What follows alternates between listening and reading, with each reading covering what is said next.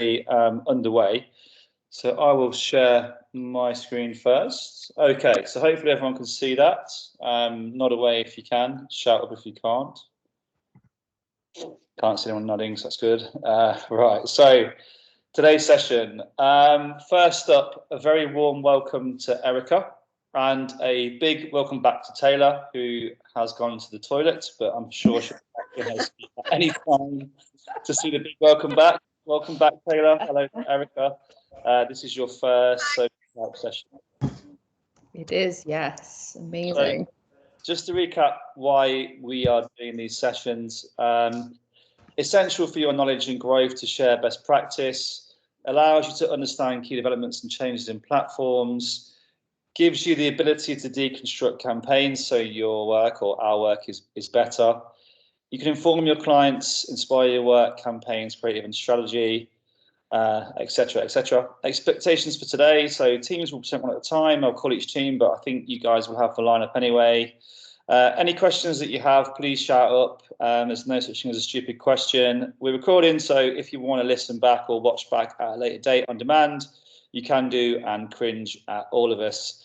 One new build to the session today is there's 5 minutes at the end. If you can please leave some feedback, either email it to me or message me on Teams, but I'm looking for these sort of 5 things really. What will you apply to clients? Which team you thought was best? How would you rate the session? And what would you like to see more of or less of in these sessions? So a little task for everyone at the end to do. Thank you, please. Okay, so SocialHype sheet. SocialHype sheet, thanks for contributing. Some new names on the list this month, 68 contributions overall, which is one of the highest number of contributions we've seen to date. So thank you very much for doing that. Make sure you're contributing to the list if you're not already. It will only benefit you and the team in the long run. Also, can people please try and set aside some time to view and click through on the curated links every Friday? You may even get a shout out. So for those of you that did take the time to read my WhatsApp message on Friday, I took a slightly more humorous tone to the SocialHype in the hope that people would click through. Ollie Catton has a little shout out there. He's got too much time on his hands. He's obviously buying Balenciaga skins on Fortnite, so he obviously has to bit too much time on his hands. And there's a James Bond joke there as well for people who are into James Bond. So not only is it good for social insights, it should hopefully give you a little Friday smile. So please read and click through on the links if you've not been doing already. The beauty of the links are they are tracked, so Bryn can see how many people have clicked through. Okay, so just to go into the SocialHype drive, and I sort of talked through this last time a little bit in detail, but I'll go through it a little bit as well. So this is the drive that everybody should be able to access via the link. I can send the link round. I've been putting in resources into this drive ad hoc as I find them. If you guys see resources that you think are useful in channels, in creative, in whatever it may be, please add them into the folders. It only helps build up a picture of useful information for people. So in terms of the drive, new resources of note this month, I've got a really great sort of overview about how to work with different media agencies and how media agencies differ in size and actually in the work that they produce. That really useful for people working with people like Mediacom or OMD to maybe understand a little bit more about their perspective and background on things. There's a really useful glossary of media terms as well. So if you ever think to yourself, you know, what does this mean? You can go into those media terms and understand sort of what they mean. So loads of things from sort of KPI right through to AVE, which I'll let you go and find out what it means. So Facebook targeting is another thing that is something that we get asked about a lot with clients in terms of any paid media campaigns we put together. There's a really great sort of overview sheet, which includes loads of targeting options that you can just see in a spreadsheet, which has been added. In the insights box, we've got sort of a measurement one sheet and frameworks piece that actually will help people to understand more about brand versus performance measurement and the frameworks that people use. And then for channels, so channels, we've got over 197 TikTok trends from 2021. So if you're doing a TikTok campaign or even maybe a Reels campaign, there's some inspiration in there. And then presentation resources. So I know some people, and I'm the same boat, sometimes struggle to create frameworks or slides that need intricate boxes and user journeys and customer journeys and paths and stuff. So there's a new sort of framework resource within there. And I just wanted to say, like, a really massive shout out to Jordan, who rinsed out the SocialHype drive when she created a LNG deck for TikTok. Basically, she went to the drive first, reviewed the SocialHype stuff, got in touch with the TikTok account manager, lifted some stuff for the deck, put it together, and then showed me what she'd done. And I tried to build on what she'd done and what she'd worked on. But the bare bones and the basics were there, but it was all pulled from the drive. So really good example of somebody using the drive exactly how it's supposed to be used. Okay, so my 5 minutes is almost over. I think it's probably over. But basically, each team to present their own slides, and we'll shoot to Mr. Chris Lockwood first. So Chris, you have 10 minutes, sir, if you're there.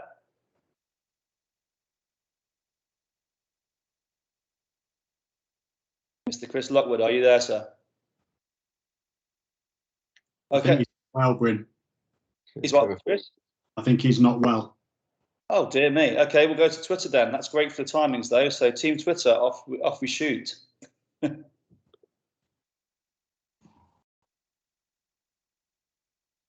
This is going great.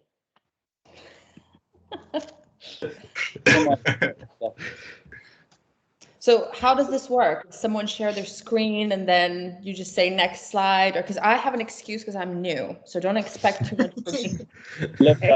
Love to see Twitter's loop you in on what happens. So basically, someone will share their, you swap presenter duties and then present. Yeah. So whoever wants to share their slides from Team Twitter, you should all be able to share, I think. It used to be seamless. Honestly, it was seamless. There is still a Team Twitter, right? Are they here present? Are they here? They are all here. All four of them are here. Yes. Is someone gonna pull it up then? Yes. Yeah, cool. Nothing like being organised before you join the call. Nothing like assigning roles and responsibilities at each team. We're all thrown off, mate. We were expecting Chris Lockwood to throw some interesting information at us, mate. We're just not prepared. Are we there? Can you see that? Mate, can you just put it in presenter? Hey. Yes. Here we go. Beautiful.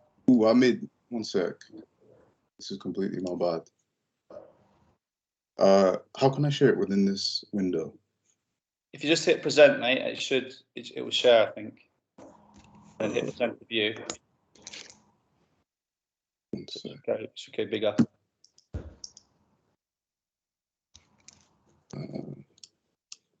Cool.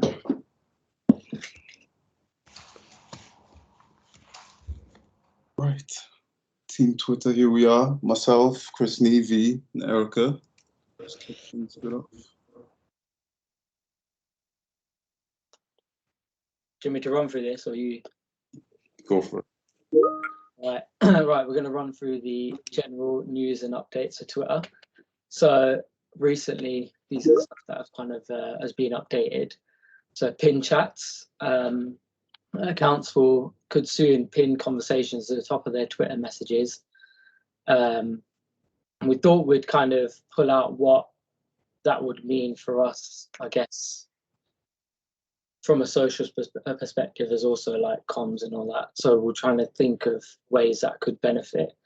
So with the pin chats, that could be beneficial for brands, maybe like John Lewis or even your LNGs, being able to communicate and relay conversations back and forth with their customers through customer service chats.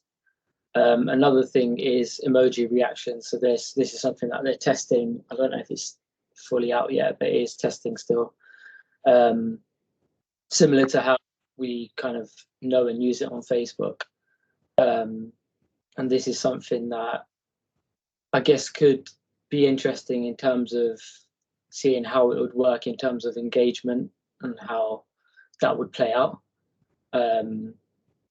As people, and the other side of things that we wrote on here was that it could also be a detriment, as people could just almost click a like button or click a smiley face and leave it as that. They won't really be truly like engaging with the actual content, rather than just kind of dropping a little like button or a cry face.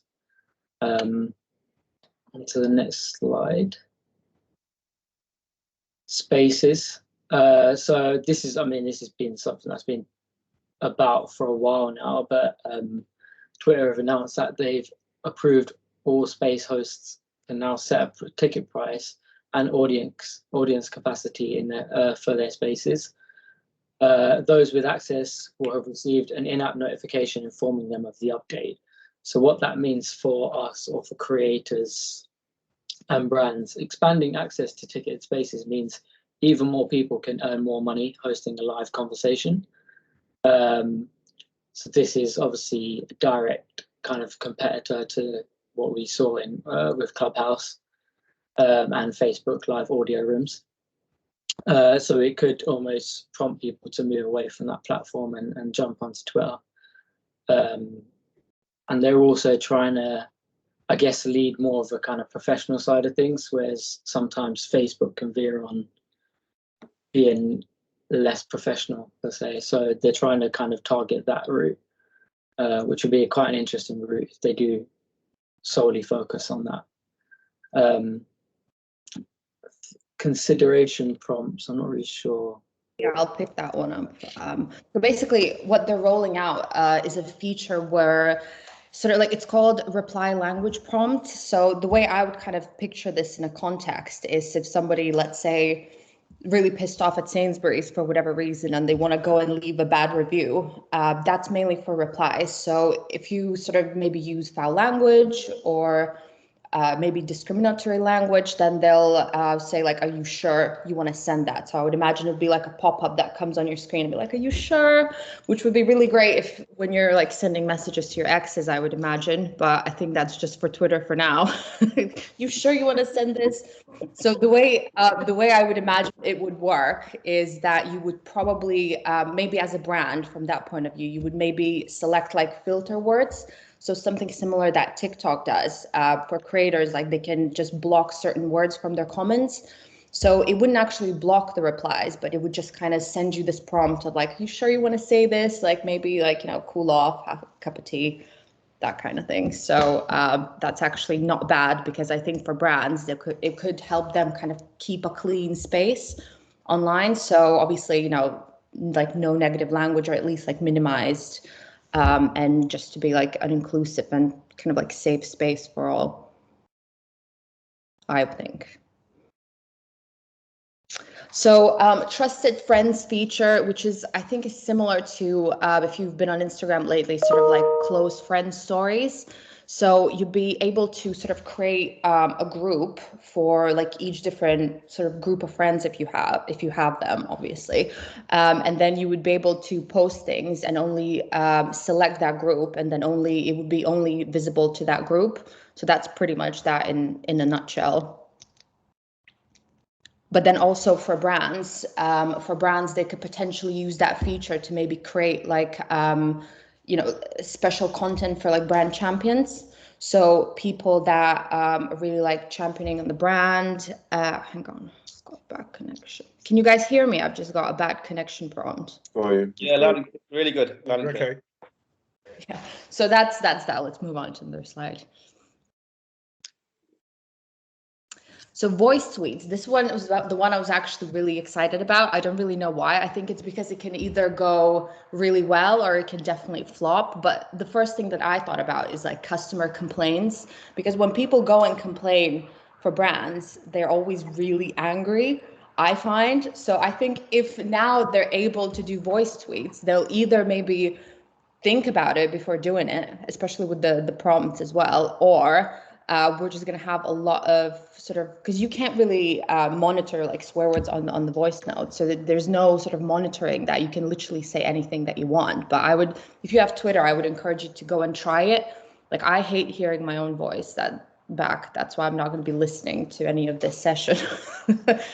But yeah, basically, I think that would be a really good feature. It just would help to sort of like humanize content, I think. Also, with the popularity of audio marketing, podcasts are on the rise. This could potentially be a good sort of feature to add to a brand's marketing strategy. So, for example, if they have a podcast, instead of sort of sending a link to the podcast in the tweet, you could actually have like an audio snippet from the podcast with like a question or something for them to sort of like call to action and follow up. So I think audio is definitely going to be an interesting one to sort of look at. Next slide. Yeah, I can go through this very quickly. So I'm not sure if everyone's had a chance to take a look at it yet, but Twitter put out a playbook. It is absolutely massive. It is jam-packed full of data, statistics. So for any of the account managers or whoever else needs this like data, they can use it then to share with clients if they feel they need to. All the data's there in your own time. You can kind of go through them one by one. But as I said, it's full of data. So yeah. All right, best practice, case studies, and some channel examples for you. This is V slide. Yep. So for those who don't know about, I guess, football, or have been living under a rock, might not know that Ronaldo re-signed for Manchester United, which was a massive deal. And obviously I'm a Man United fan, so I'm really happy with that. But yeah, when that actually happened, that had a huge effect through social media and even stock markets. But essentially, Ronaldo re-signing for Manchester United became, I guess, a record breaker on Twitter. So the return of Cristiano Ronaldo to Manchester United broke the internet. The news spread like wildfire. He accumulated, he himself has got 588 million, well, just over now, followers across Facebook, Instagram, Twitter, YouTube, and Chinese platform Weibo. After his move during the summer transfer, his announcement post was the most liked and the most retweeted on Twitter. So yeah, it was quite colossal with his signing happening. On to the next slide. So this is almost like a breakdown of, I guess, you can say campaign strategy, or I guess it just with Ronaldo being in the limelight. It was quite interesting because a lot of people tweeting, and the way Manchester United approached it was the kind of copy was interesting. So using the word welcome home, and that almost brought, I guess, a level of extra emotion back to it that people, I guess, resonated with. So the word home was a big key kind of words that came a part of it. So as you can see, big stars like Marcus Rashford, David Beckham, Harry Maguire, they all kind of tweeted using these kind of words just to create a bit more of a bigger buzz. And the graph at the top left, which is quite an interesting one, shows or represents a network of 16,000 or just over 16,000 Twitter users that with recent tweets that contain the word Ronaldo in it. And we can see how far spread, just globally, the word Ronaldo spread over Twitter in a matter of, I would say, I think it was maybe about 12 or less than 12 hours that word was kind of trending on Twitter. Onto the, I think it's the next slide. Yeah. And then, yeah, so this was an interesting article I just wanted to pull out because it kind of breaks down the whole mass of Ronaldo re-signing. So this guy here, who works for the Telegraph, said it was also the biggest day for United conversations on Twitter, with more than 2.9 million tweets, eclipsing the previous highest total of 1.6 million mentions when Ronaldo returned to Old Trafford for the first time.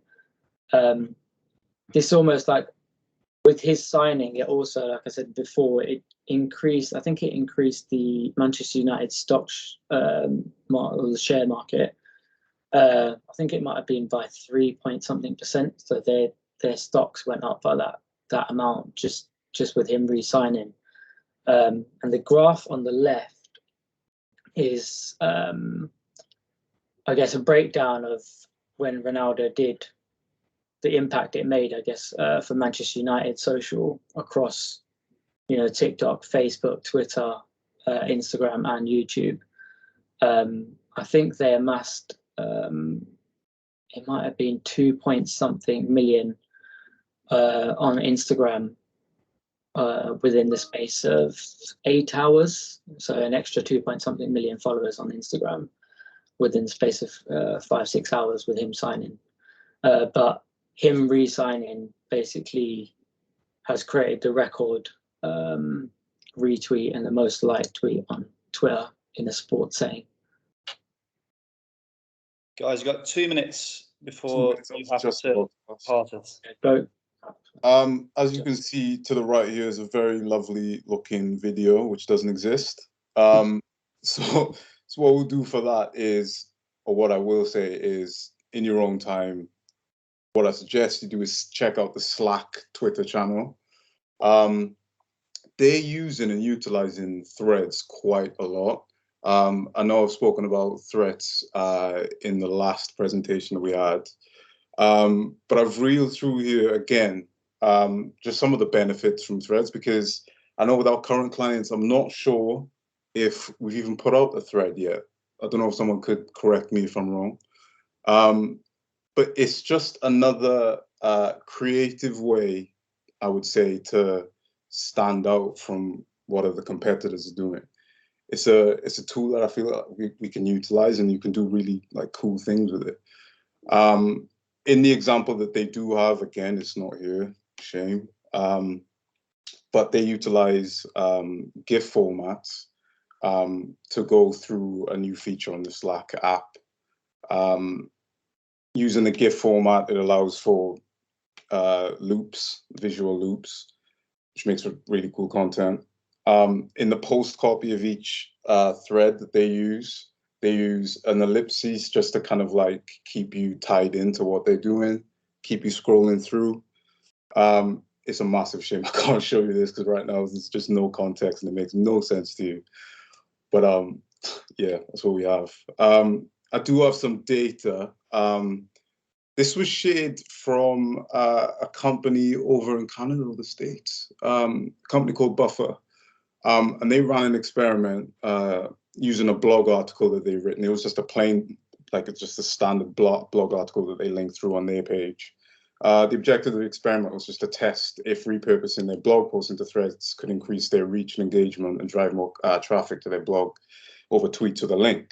So they did that. And what they found is, through threads, they found that they gained more impressions, 63%, that they gained more engagement, 54%, and that they performed better than the original link tweets that they created. So yeah, next slide. Oh my gosh, it came up. Yeah, there you go. I'm going to have to cut you off there, mate, unfortunately. After timing. After that last slide, so just cut you off before then, got it to it, just quickly. Right, so Team YouTube, if you could get ready, but just to recap on Twitter, for you guys. So creators are being rewarded and earning more money across all social platforms. So the power is in control of creators. The Ronaldo effect. So a celebrity influencer has worked, if not the biggest celebrity influencer of all time, but your brands can't afford Ronaldo.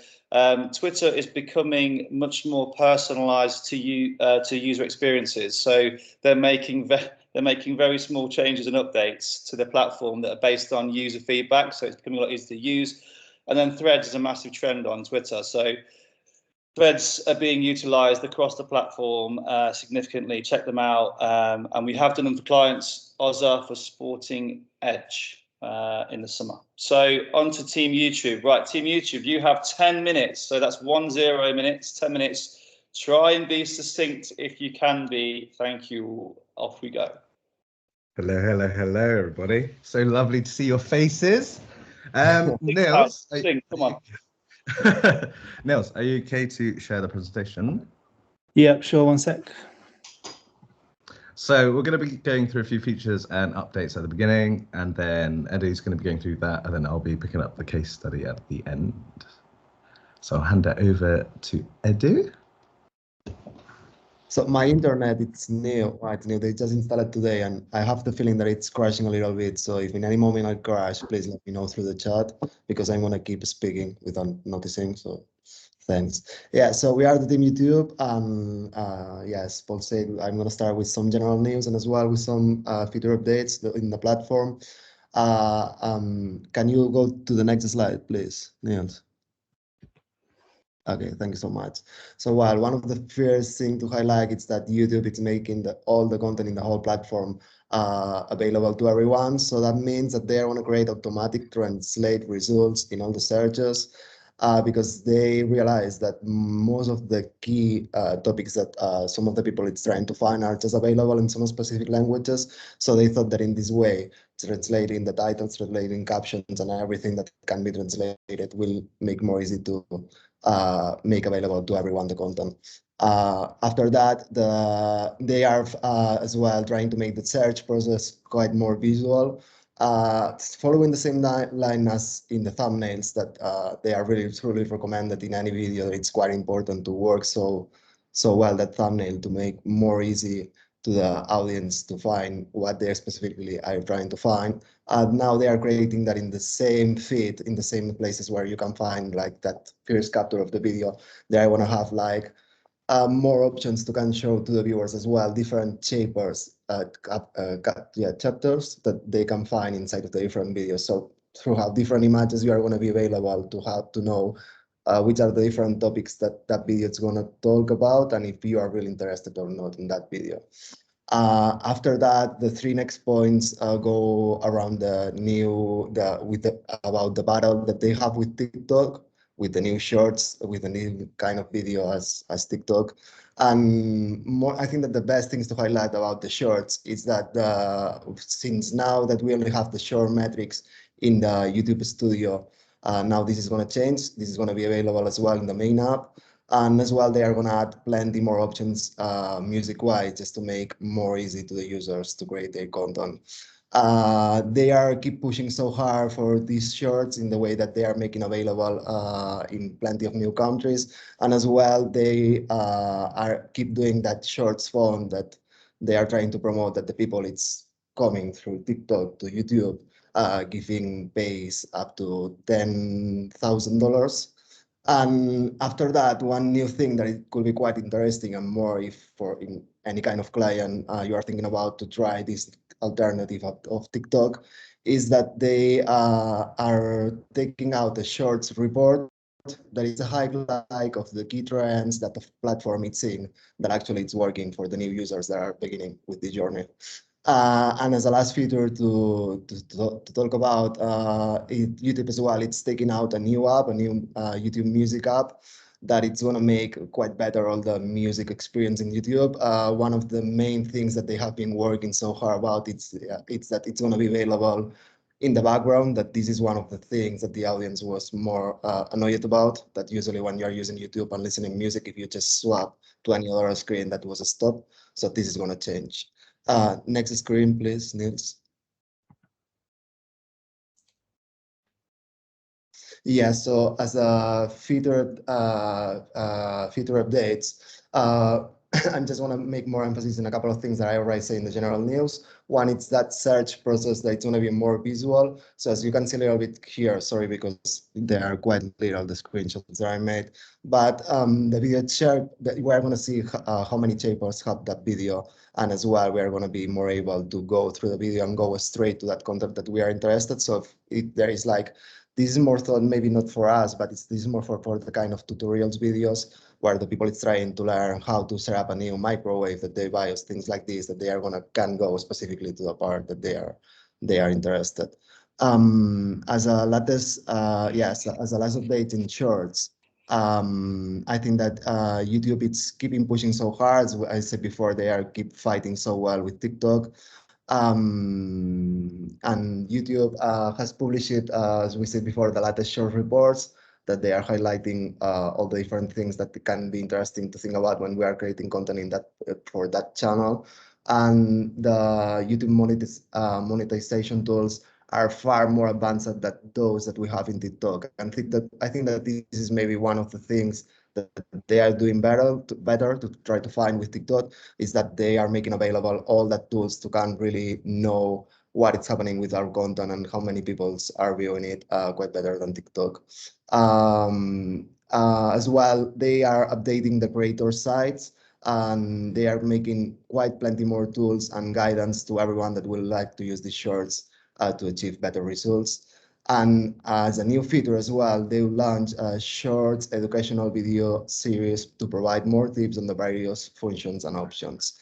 And yeah, said before as well, YouTube keep clearly promoting all these shorts, and all that phone that we had before, now it's available almost for all the countries. So everything seems that they are going to keep going in that line. And that's all. Next slide, please. Cool. I think it's my turn now, right? Yeah. Lovely. Cheers, Eddie.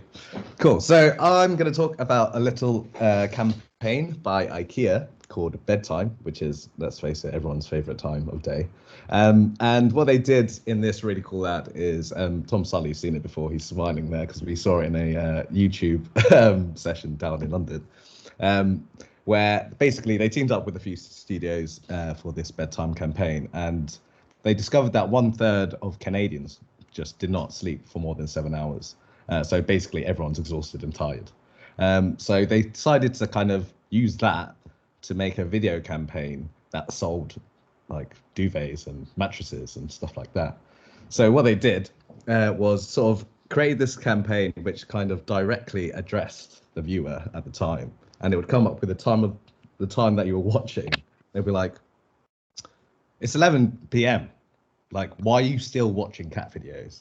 So for that one moment, you'd be like, what the hell's going on? This thing's it's talking to me. And it's also knowing what I've just watched. And then it would be like, shouldn't you be in bed by now? Like, you should be in bed.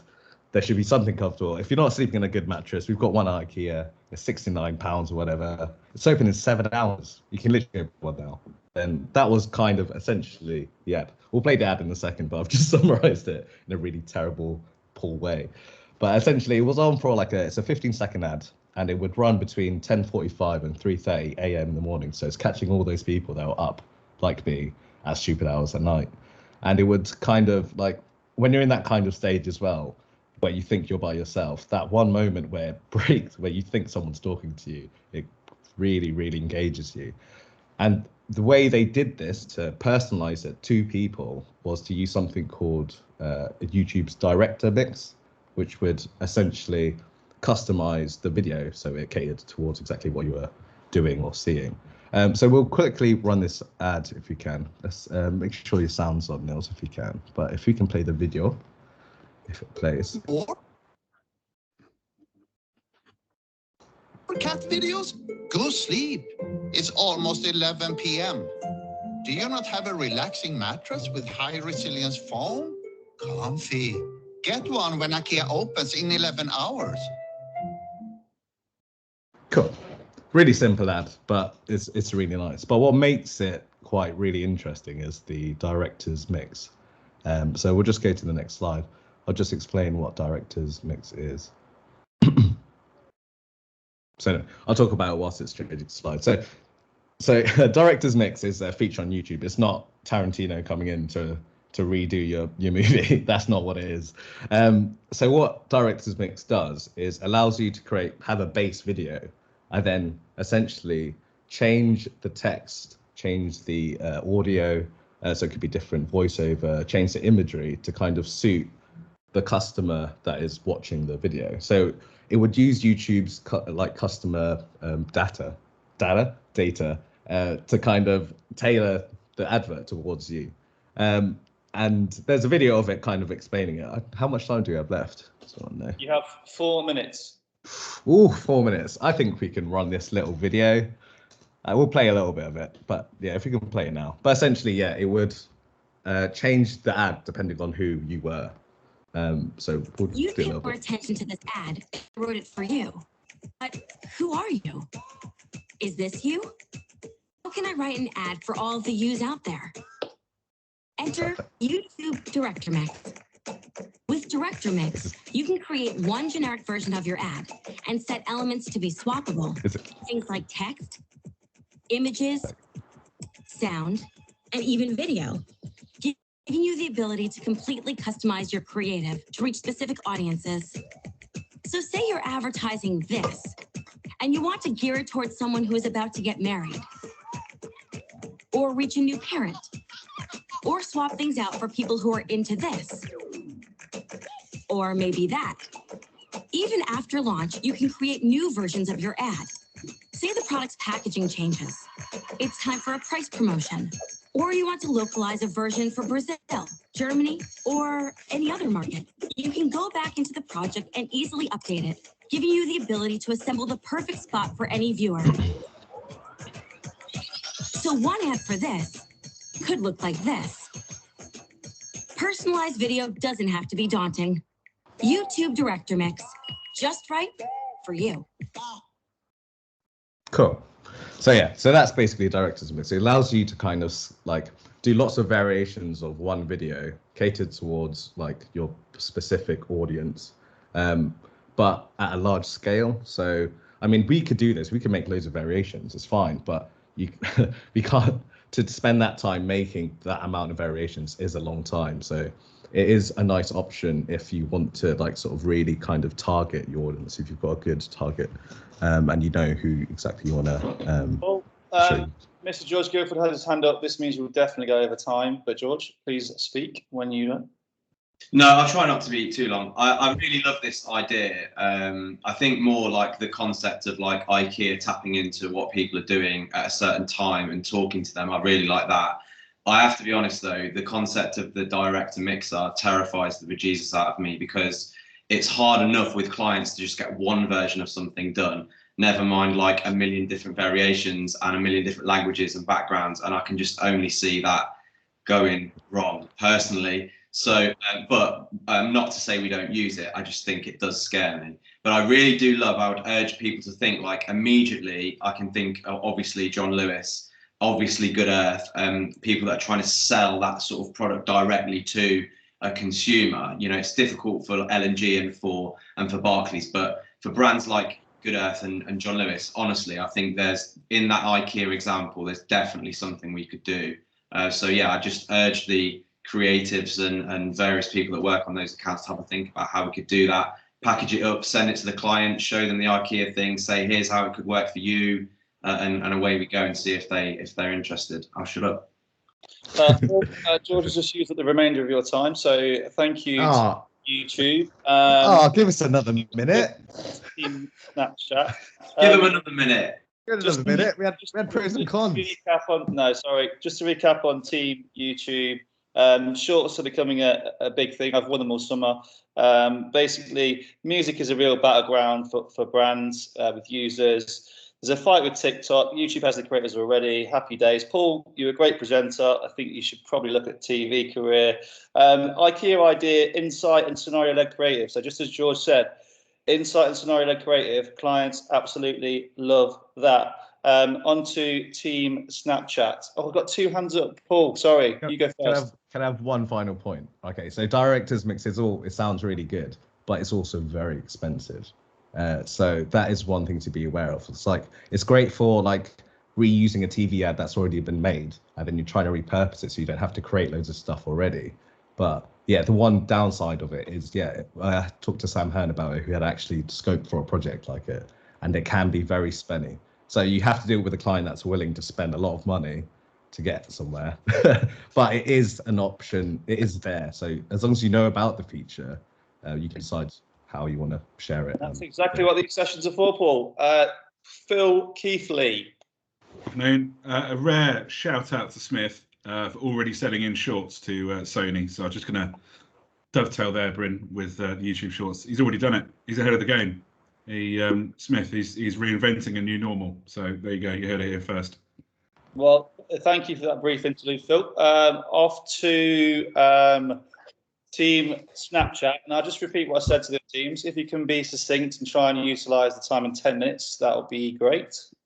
We'll do it. Can you see that on presenter view? Loading at the minute, Tom. Okay. Like that. Can you see that with the things? Yeah, you can see that now, mate, but obviously presenter view would be better if you could. Try it. I don't wanna... This is my one job this month, so I don't want to delay proceedings too much. Still loading?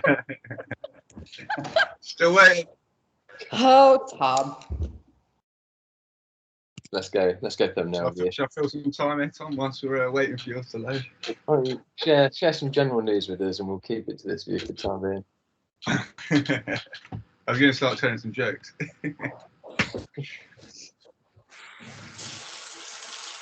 Who's up? Who's covering this one?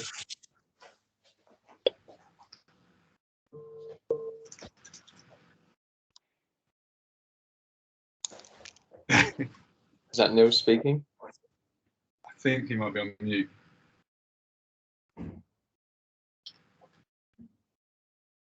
Oh, we're pulling a team Twitter here. It's just someone read out the slides. Testing. Okay, so new creative tools. So this month, Snapchat is honouring International Week of the Deaf by launching a new creative suite of creative tools, custom stickers, and AR lenses. And there's a couple of things to try out there. So finger spell name and random words for finger speller. 3D bit emojis. There's over 1,200 combinations of body poses, facial expressions, gestures, and backgrounds to choose from. And it's obvious that Snapchat is continuing to try and customize that user experience as much as possible, which we touched on that a little bit as well last month. And then Snap Map, obviously conscious the platform we're talking around is a bit of a different one to most, but a new way to find personalized recommendations from friends and the community. We'll go through to some new features that kind of spill onto some of the things that we've covered in the past, but you can see kind of where Snapchat's continuing to drive its attention. I don't know if anyone with a mic who's going to cover the slide is able to, or you want to. Got it. But the features, just to let you know, Snapchat is like my least favorite platform. So thanks, Bryn. Anytime I need to learn more about Snapchat, I go to my 17-year-old sister and like her focus group of friends, because they always just say that I'm old. So, you know, any updates they come from them. So basically, they're just updating the scan feature, which is now moved to like the very middle of the screen.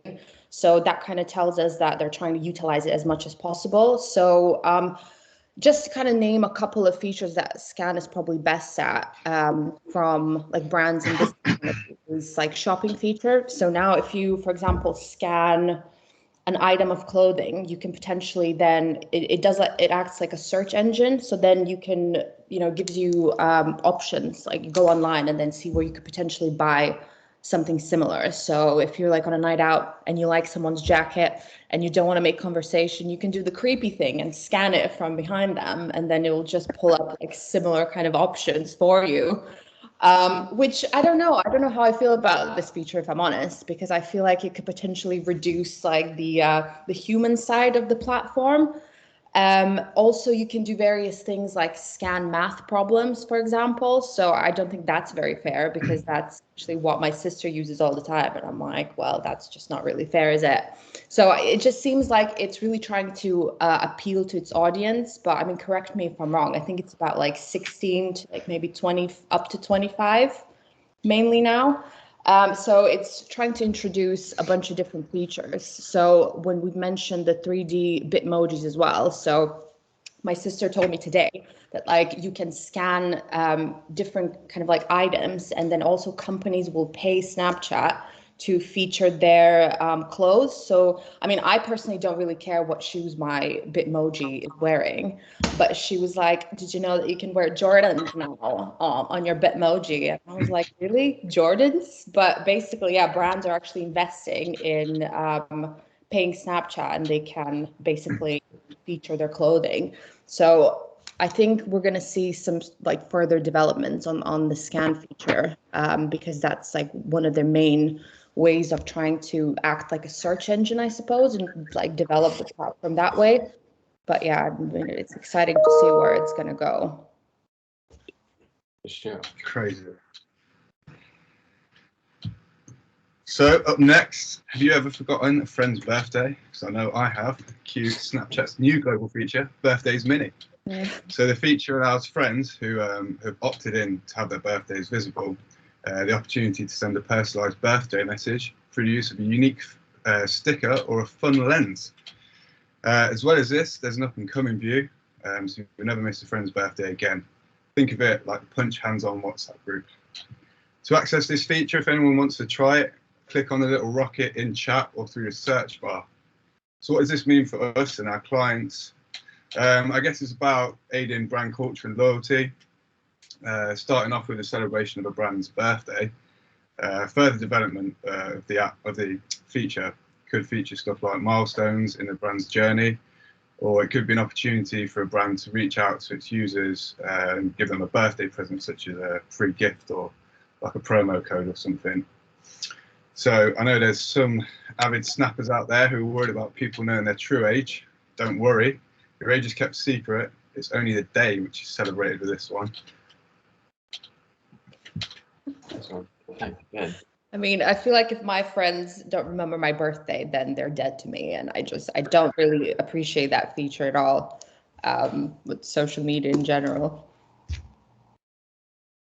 All right, guys, I think this one's for me. So this is about a feature that Snapchat has done on Halloween marketing. So they've got some insights into how they feel that their snappers are going to be using the platform during the festive season. And it shows that there's really a massive engagement with over 77% of snappers actually using the platform over Halloween. And it really demonstrates how brands can get on that bandwagon and tailor any marketing to coincide with that period. Things like selling kind of makeup or costumes or anything to do with paraphernalia is really big. And they actually show that there's quite a big window for it. So even like tailing at the end of September right through to Halloween, people are interested in Halloween. So it really can apply to like many other kind of like festive periods like Diwali or Christmas, where there is going to be like a huge presence on the platform at that time, and how brands can personalize an experience to that. So this is just a little feature on that. And then we've just got a case study from the past month. So again, this is something that I saw. It kind of stood out to me. I mean, it's quite cheesy in some regards, but I quite like the fact that this AR experience uses the front and rear facing lens of a phone. So for me, that kind of made the whole experience a bit more kind of immersive. And then also actually having like you within it is quite personable, as kind of like people will sell a product better than say a random person selling a product, like an actor, for instance, because it's personal to that person.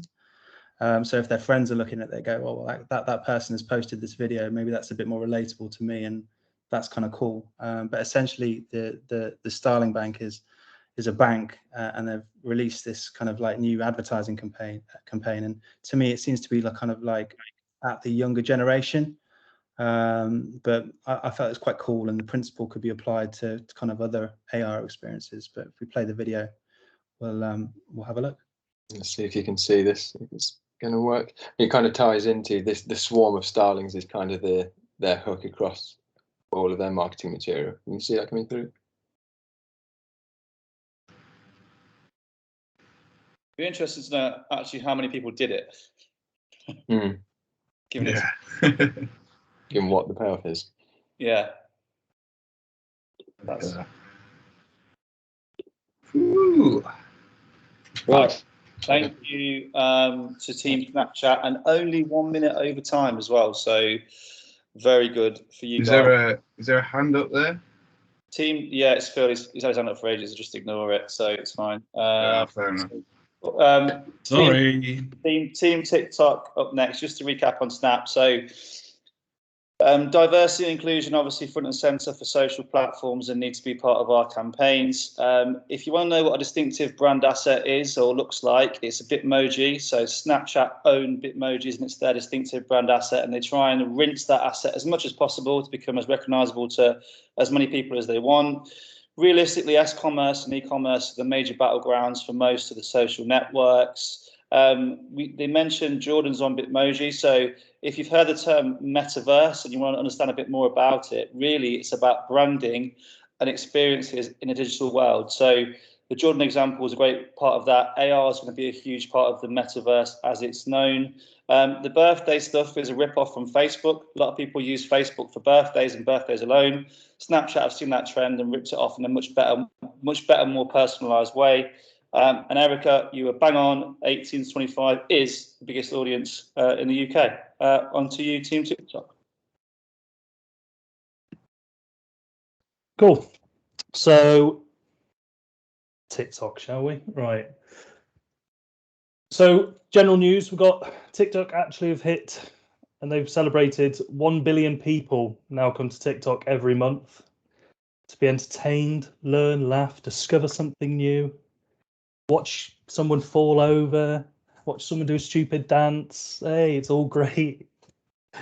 Well, that's what TikTok celebrating this one. And then big one was, I actually signed up for this and was on it a bit, and I actually viewed a few bits and pieces in there. They did a TikTok World global experience. So basically it was a big sort of it was a website, but it was interactive. You could click through. They had a schedule, different times, so they catered for different time zones, and they had a full schedule of speakers from a range of different places. So actually worked for TikTok brands and creators. I might actually be able to get this to work. So can everyone see this? Yeah. So this is the actual interactive page that they set up, and you could click into the speakers and you can see the variety of people they had. So masses of content. And then they also had, so the main sort of event, which I think is probably shut now. Yeah.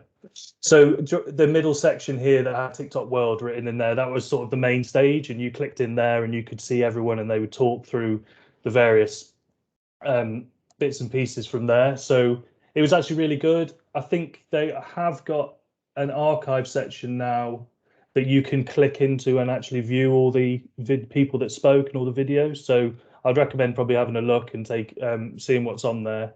And you could also create a profile, and I think you could network through it, so you could actually communicate through it. So I think if you had a lot of people joining it, you could, in theory, talk and actually use it as sort of a business meeting sort of section to talk through it. So yeah, it was quite interesting the way they did it, and it probably was very successful, I think, based on the speakers they had. And the way they did it was very easy. You didn't have to pay. You just sort of signed up and went and logged in. So that's me. Oh, and then I did animation. So TikTok shares new insights into usage trends and impact on audience behaviors. So yeah, they've done a load of sort of research into their insights and stuff like that. And they came up with this quote, but if you go back for a second, this quote is quite key because I think it's quite nice for us creators to think about how we come up with ideas. So they said they come to TikTok, this is from TikTok. They come to TikTok for the community, stay for the creativity, and leave feeling happy and inspired. People love the positive experience that our platform provides, so they scroll longer and dive deeper. And it sounds quite generic, but for TikTok, if you analyze it quite a little bit, it's kind of saying like TikTok is a community of creators, and TikTok gives the tools for these people who don't know anything about like video editing to create really, really fun videos. And they have to be creative with it because they've only got a certain amount of tools. But they are creating content that even I would have trouble creating. So I can hear an echo in someone's thing and it's putting me off. And leaving feeling happy and inspired. People love the positive experience. So a lot of the TikTok videos that are being created that people are engaging with are things that make them feel good. They learn something. So you see, that's why these dances are really popular. That's why like the content, this user-generated content is all about kind of making you feel good, and that's why you're still on it. That's why you keep scrolling. So whenever we start coming up with ideas for creative, whether it's video or whatever, you've got to ask yourself, how does this idea make you feel? Do you feel happy? Do you feel inspired? Do you feel that positive experience coming out of it? And if your video isn't doing that for TikTok, and if it's for specifically TikTok, then maybe you need to rethink that idea so you do feel or have that outcome for the viewer. Anyway, sorry, next slide. So yeah, there are some, I think, statistics in the next slide. I can't see it yet, but it's to do with sort of teaching and is it going to switch? Has it switched for anyone? Because it hasn't switched for me. It switched on mine. Me, mate, yeah. Tom, do you want to help him out with stats? Yeah, sorry, I can't see. Oh, here we go. Yeah, so I'll briefly go through this. So I think some of these stats are they're fine, but I mean, like, some of them are like 41% listen to fewer podcasts after joining TikTok. I mean, like, I feel like if you join TikTok, you're going to do everything else a little bit less, aren't you? But it keeps you on. That's the point of TikTok. It keeps you on, so you do less stuff. You watch less TV because you're kind of satiated with this kind of positive feeling that you get with social media of just kind of scrolling through. And then there's a bit about learning how people go on to learn new little bits. Like there was one thing that I saw the other day where someone made a cheesecake in a prison, and they used kettles and plastic bowls, and they made this amazing looking cheesecake. And it was such a weird video that I was like, there's a whole thing about prison TikToks of these crazy things that people cooking food recipes in their cells using nothing around them. And it's really weirdly engaging. So yeah, we'll move on to the next slide. So TikTok had a big thing about Fashion Month. So going into autumn winter, there was like loads of launches for new collections and stuff. So they got loads of brands, designers, and creators to kind of create load of live streams, kind of doing different things, like whether it be like creating a new look or makeup tutorials and stuff like that, to engage lots of viewers live. But also this is kind of a stepping stone to potentially putting products in and having people engage with these things and being able to buy products. So it's something that they're developing at the moment, but this is kind of like a step into that, where they kind of get people to engage in all these brands and stuff at the moment. And they also didn't just use fashion people. They used creators like comedy creators, so they would access people that wouldn't necessarily watch Fashion Month, but also be engaged in that kind of to actually engage into it. Okay, that's me done. Nicole, did you want to add anything? Because I think that was your slide. Yeah, no, I think Paul wrapped that one up. Sorry. I'll have a chance in a bit. Cool. Okay, so I'm just going to jump in with a few feature updates to cover off. So we touched on the TikTok live feature last time we did SocialHype, which is kind of similar to Facebook and Instagram. But they've kind of developed it a little bit further recently by creating a tool within the, sorry, my Teams keeps being on, creating tools within the live features. Oh, I can hear myself. This is not going. You're all good. Okay, so basically they've made it now so that you can schedule lives as well as creating alerts for fans and followers for particular accounts, which I think is really great for buzz building, for countdowns, for new product launches, for collaborations. And they've also made it so that different creators and brands can collaborate on live, so combining their reach, combining their followers.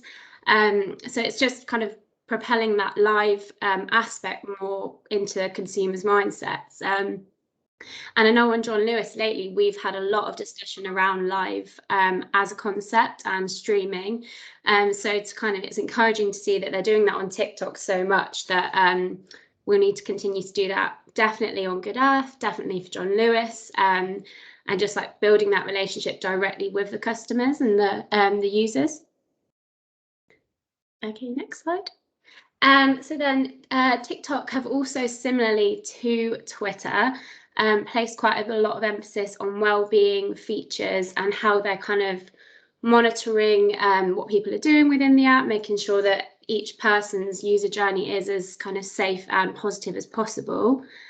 So they've created in their search features kind of like caps on particular keywords. So for example, like mental health awareness, suicide, eating disorders. If anyone was to search that within the app, they'd be kind of directed straight away to any helplines or advice lines, which I think is a really great feature to have. And also it's not being kind of too kind of just blocking everything off. So it's actually directing people to help.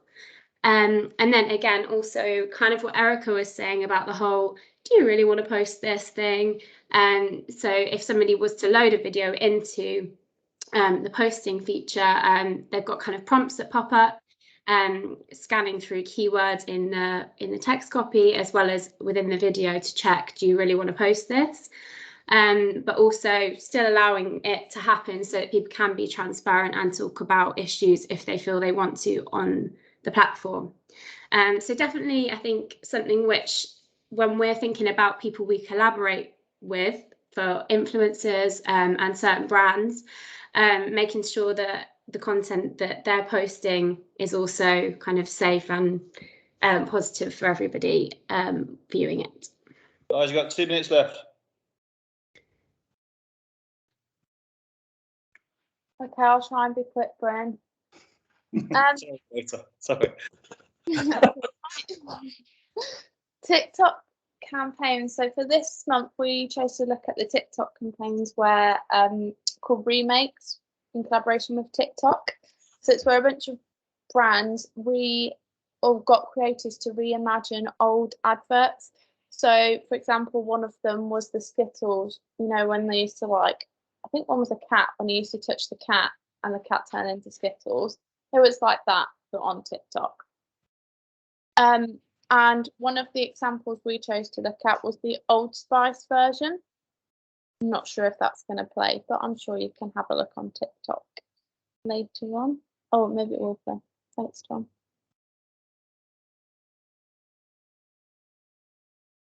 Okay, that is a bit laggy, so sorry guys, you might have to That's the original, and then there's like and that's a remake, so you can see that people are doing here as well. I don't think they're playing Nicole, but yeah, so generally the gist is that people are recreating sort of older adverts now, and sort of famous ones that we all know. So I'm guessing eventually Budweiser one will turn up, and all those sort of ones will probably eventually come around. So I think you'll probably see that a lot of trends might be based on sort of nostalgia and bringing it back in sort of bits and pieces like that. So George has got his hand up, I can see. Yeah. This is brilliant to keep an eye on, because this is about iconic. So this is like, if something's like had resonated enough and been iconic enough that people will do this sort of stuff for it. It's a bit like the Drake video where loads of people, I think that might have been TikTok, where people just started doing the drive-by in the car, where they were walking with the car door open.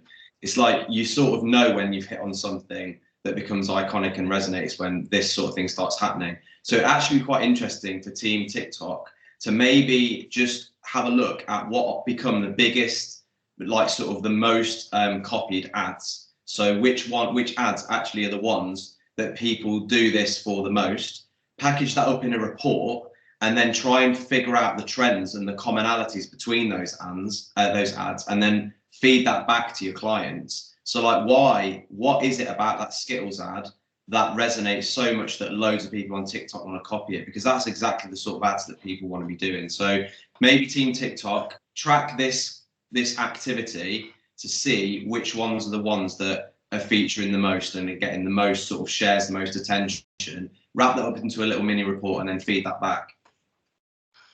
Christine was first, then Tom Sully. Thank you. Yeah, just piggybacking on George's point about iconic, I'm really interested in whether everybody actually remembers that Old Spice campaign. It's quite a long time ago. I don't, Chris. However, I knew the Skittles one. I do. Chris, I must have been in about 50 different presentations of that around about 2011.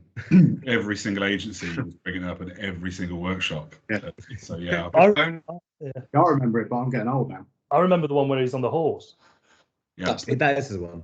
Is that the one? Yeah, he's on the horse. At the end, yeah. Thanks. It's like an email chain and stuff like that. Tom Sully. I was just going, well, first off, thanks for paying attention to my case study of the same ad a couple of months ago. But it's 10 years, so it is 2011, bob on. And just to George's point, that it was Old Spice then using creators to start the ball rolling with that recreation thing. So again, it would be interesting to see how they've kind of used that strategy sort of successfully, trying to use creators to start their own movement kind of thing. Yeah, like that, Tom. Okay, so just to wrap up before Team Pinterest, really like that iconic remix, reimagined trend. My question to you guys is there any old content for your brand that's not been published?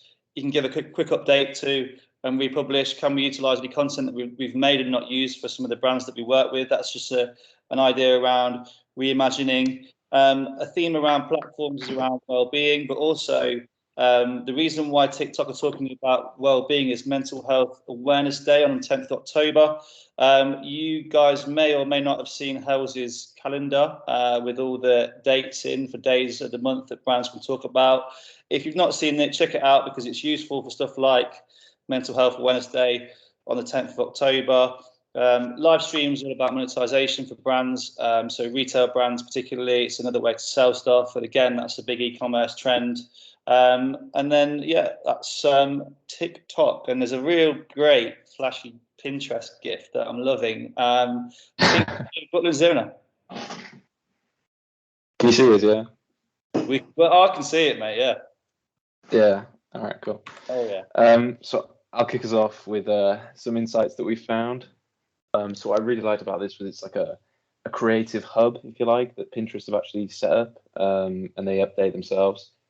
So it's got all sorts of kind of insights and resources that you can find on there, from inspiration from what brands are creating, for all sorts of different kind of topics. You've got beauty ideas, health and wellness, and then there's a lot of best practice guides on there as well. So there was one pin that I found which was for how to make pins that win, and they basically break down kind of the insights, and it is really nice coming from the Pinterest team themselves. You can actually it's really valuable insights that they can share. And this image beneath is an example of one of the resources I found. So it was breakthrough video techniques, and then they share examples that brands have been using on their platform as well. So yeah, really great kind of insights to look into.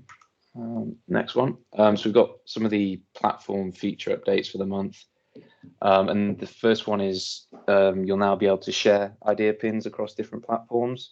So this will be great for e-commerce brands to kind of raise awareness, boost the kind of value of the efforts you're putting on the platform. It's essentially reposting your content, but the difference is there'll be a Pinterest watermark logo on the content, so people will know that they can see more of the story on Pinterest.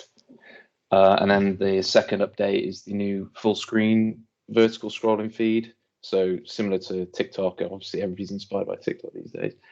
But on top of the traditional browse tab, which is the usual Pinterest search feed, you now have watch, which is the full screen presentation. So that'll be something to keep an eye on. Westwood, is it you? Yeah, cool. So they introduced specifically this more for creators to build up their businesses and earn money in Pinterest. So basically, they've made idea pins shoppable, and they can also earn money through commissions and affiliated links, and through sponsored content, and also they can use Pinterest's product pins, and they've got endless amounts of them, and so basically it's just an easier way for them to earn money through Pinterest. Really cool feature. It's basically nice and tagging through, but it also makes it far easier for the consumer to click through and find what they want to find as well. So this has been out about a month now, I think, or thereabouts. So I think it'll probably get more and more. We'll probably see more and more statistics and information regarding this eventually, about how much money and how many people actually click through on Pinterest, or whether people feel comfortable to do it, and etc. So, but a really cool feature, especially for creators. So on some of the best practice campaigns we've seen. So if I quickly pause these. So yeah, I originally wanted to show you this last week, obviously at the lead up to the James Bond movie coming out. But I noticed they put a lot of emphasis on socials with the kind of content they were making. And I was immediately drawn to it because I can't stand, traditional trailers that show half the film. So yeah, these are really short form videos. Hopefully it works when it plays through. But yeah, really interesting kind of evolution of video, where you've got these kind of elements of the video kind of overlapping the frame. And it's really nice, the kind of framework that they put these videos in as well, which leaves room for sort of branding elements. You've got the kind of logo and a call to action at the bottom as well, which is really, really nice. And these assets I found on Instagram, but it's I've linked it to Pinterest because they've kind of explained here that this is one of their breakthrough video techniques, which I mentioned earlier, which they refer to as the border break. So this is an example on Pinterest of the same kind of video, the technique that's been used. So it's for Gordon's gin, and you can see the kind of arms that overlap the frame.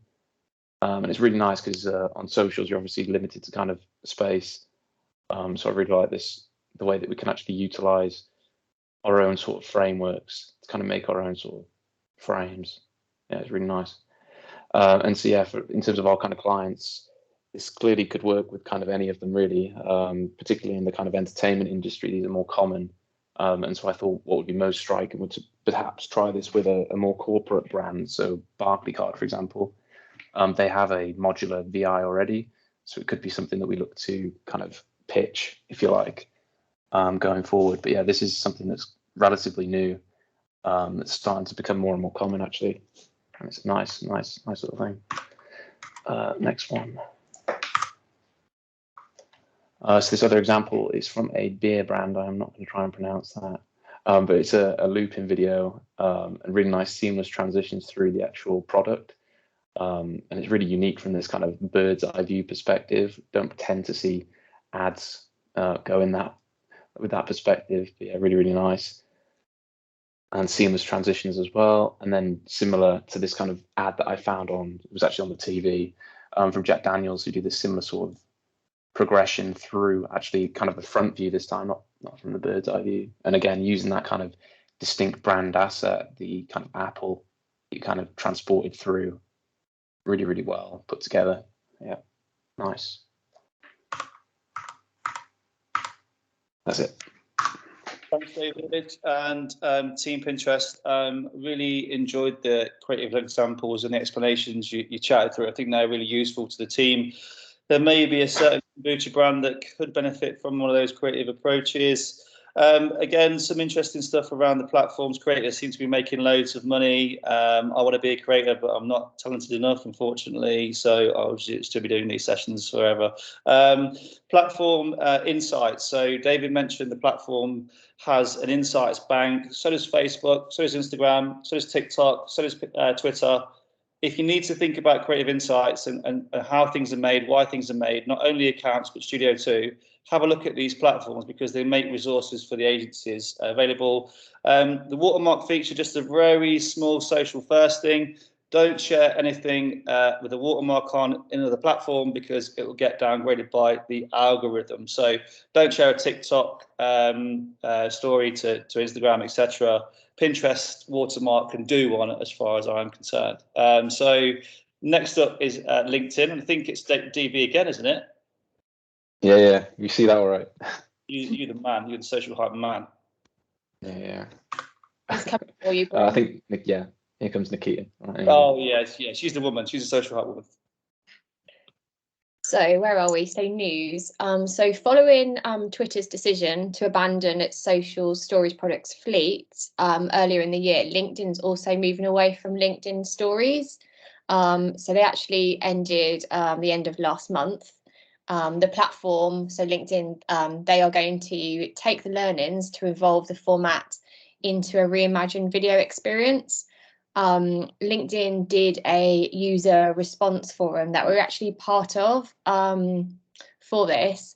And as a result of that, the conclusion they came to was that they were going to close it down because users wanted their stories to live beyond the 24-hour window and also be available on their profile. They also mentioned that users want more creative tools to make to make engaging videos across the platform. So kind of stealing aspects of TikTok and Snapchat, etc., but in a more corporate form. Privacy is top of mind for businesses and members across social, not just LinkedIn, but LinkedIn in particular is investing in additional privacy-centric solutions that embrace a members first approach.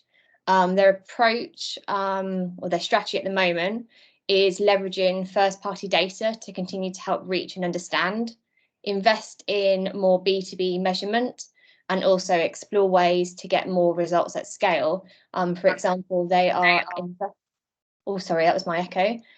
They are investing in tools to help measure conversions that happen offline. So it'd be really interesting to see how that's actually going to work, and that'll be really useful across most of our clients really that we do LinkedIn ads for, especially linking into the brand impact that David will go on to in a moment.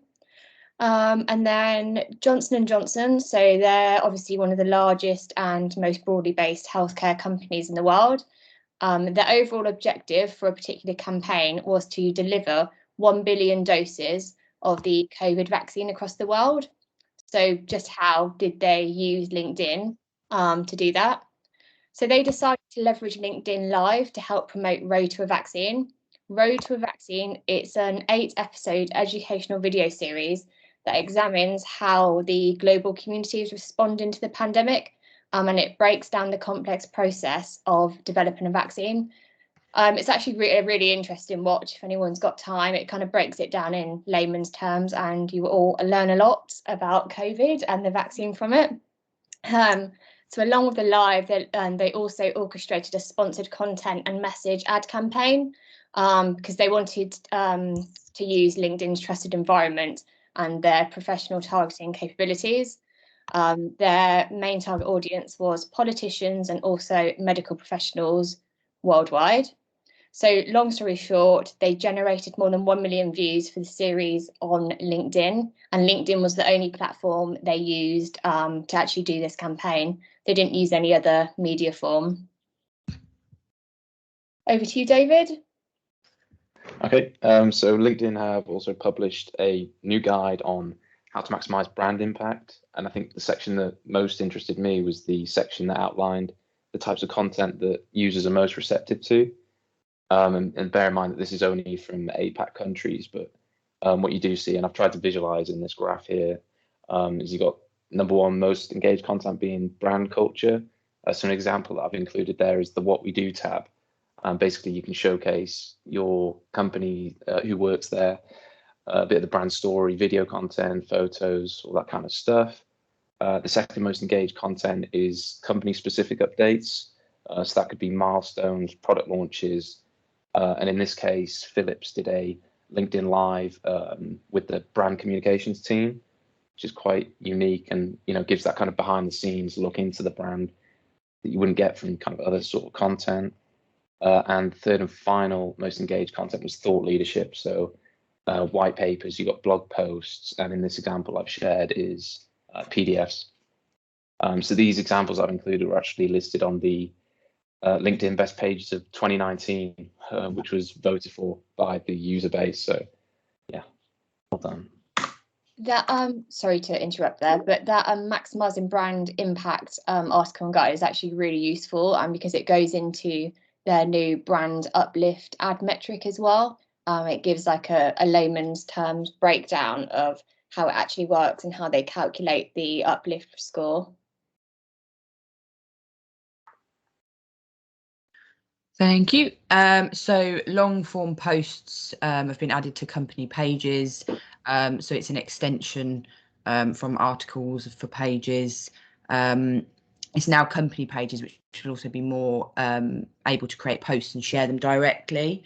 Whereas normal posts in the feed, they're obviously excellent for visibility, and that our articles can obviously help sway the minds of decision makers and the people that are obviously reading them. The article for pages also allows sparking the conversations in the comments section. You can explore key topics, so links, you can pull quotes, encouraging followers to follow your page and clicking through to your website. And then the findings, this shows the most decision makers want to be proactive to their insights. So they're challenging their assumptions rather than validating their current thinking, rather than 2/3 of a favour. So more content that's generally worth sharing is more visible for them to see. And obviously the quality of the content, it's obviously the insights demonstrating personality, which puts obviously people at the centre of the story, which is obviously more important to them to actually read something that's genuine and not just something that's made up. So 65% of buyers would say that thought leadership significantly changed their perception of a company for the better due to that piece of thought leadership. And then 46% of buyers would say that thought leadership can be important in repairing their reputation of a company. So I think we're back over to you, Keats. Thank you. So this is more of a generic long form post insight here. So no surprise that long form posts are still a top performer on the channel. From research of hundreds of articles, I can't for the life of me remember who did this, but the link does say when you go through who completed the research. But they found out that posts that have titles 40 to 49 characters long and are between 2,000 to 300 words perform the best and gain the greatest traction. Changes to LinkedIn Live and events. So LinkedIn Live, that's obviously launched already. If you have a business page that has live access, now any super or content page admins can go live from the page. So it's not just the business or showcase page itself. And basically they can stream directly to your LinkedIn event attendees if you have a LinkedIn event set up. Launching soon, so scheduling a live stream will automatically create a LinkedIn event. You'll soon be able to schedule a live stream more than 7 days in advance. And I think this is due to land by the end of the month. So we'll keep you updated if we hear any news of that.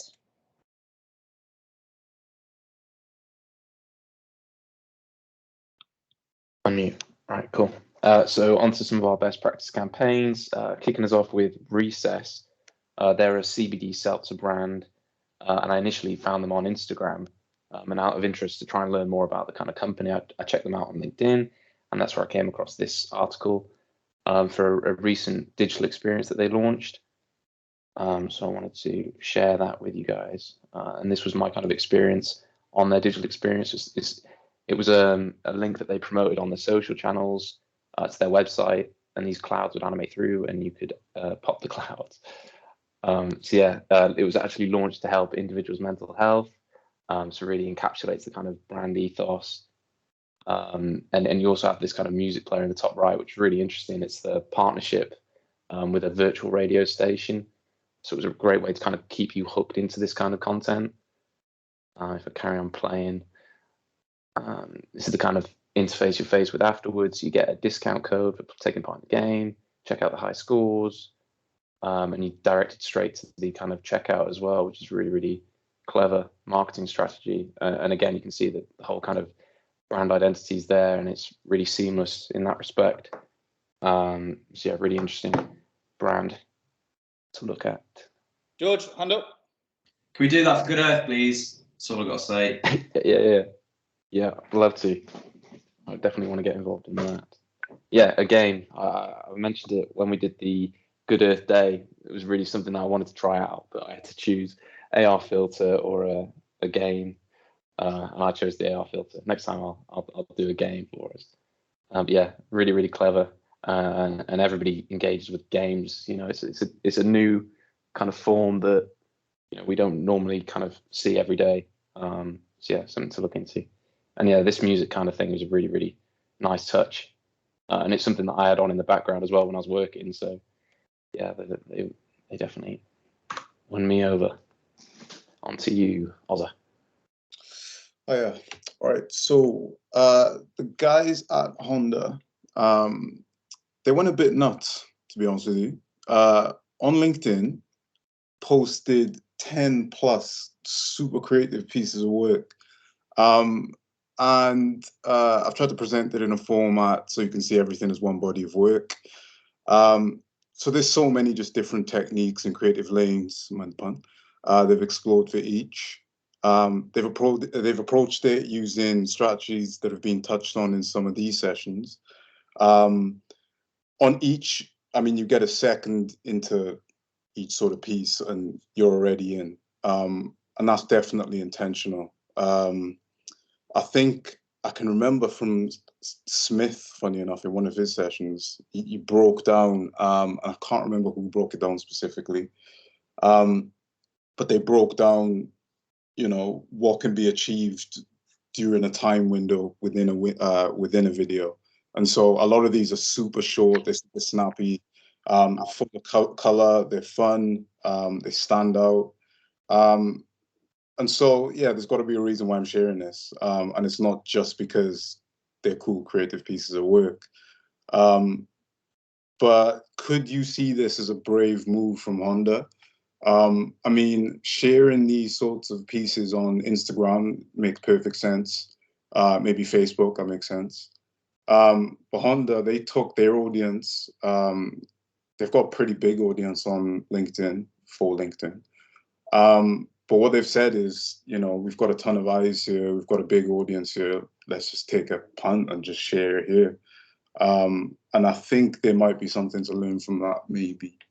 I was just to jump in, mate. I think it's a really great example of a creative strategy. Basically, they'll know that their audience who can afford that car are on LinkedIn. So they'll know that probably people on higher incomes, you know, more senior leaders are on LinkedIn.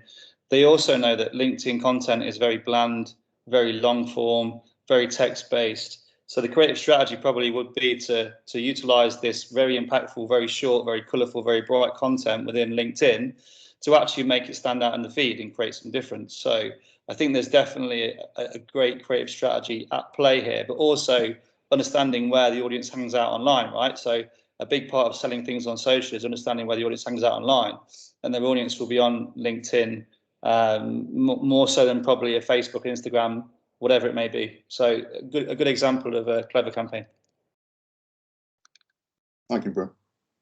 No. Yeah, so I thought I'd include this as a kind of new thing for SocialHype. I know I'm always looking for kind of helpful resources. So for the creators amongst us, if I can go to the next page, don't you? Yeah, so here's some links to kind of two channels that I follow for kind of 3D motion graphics tutorials. I did have videos, but yeah, they stopped playing. So I've just included some images. And basically what you can see is these are kind of like hyper realistic visuals and a lot of rendering. So you can see the kind of controller before and after and the iPhone before and after. So Damien Matthew, he works in automotive and product CGI for, well, he's got his own brand now, but he worked for Volkswagen. I believe he's worked with Bentley and Bugatti. So yeah, a great kind of expert in the field that in his part-time shares these kind of tutorials on LinkedIn. In Blender specifically, and there's a lot of kind of techniques that they can share. So this first one, I've included a link. It explains how to set up this dynamic camera rig around a 3D object, which is really, really nice. And you've got these chicken nuggets falling, which has this kind of magnetic dynamic movement, which is really, really nice. And again, yeah, just how to create these kind of really high level product renders. Something that I'm really, really interested in. And if anybody wanted to check them out, by all means. Cool. Thank you. Thanks, David. Love the technical detail in there. You'd be surprised at how many people who aren't in the studio love seeing stuff like that. So thanks for sort of sharing the thinking behind things. It really helps sometimes when you can see the why and how things are made. So just to shoot over to Team Facebook, who hopefully are ready. Return of Taylor. Yes, hi. Let me share my screen.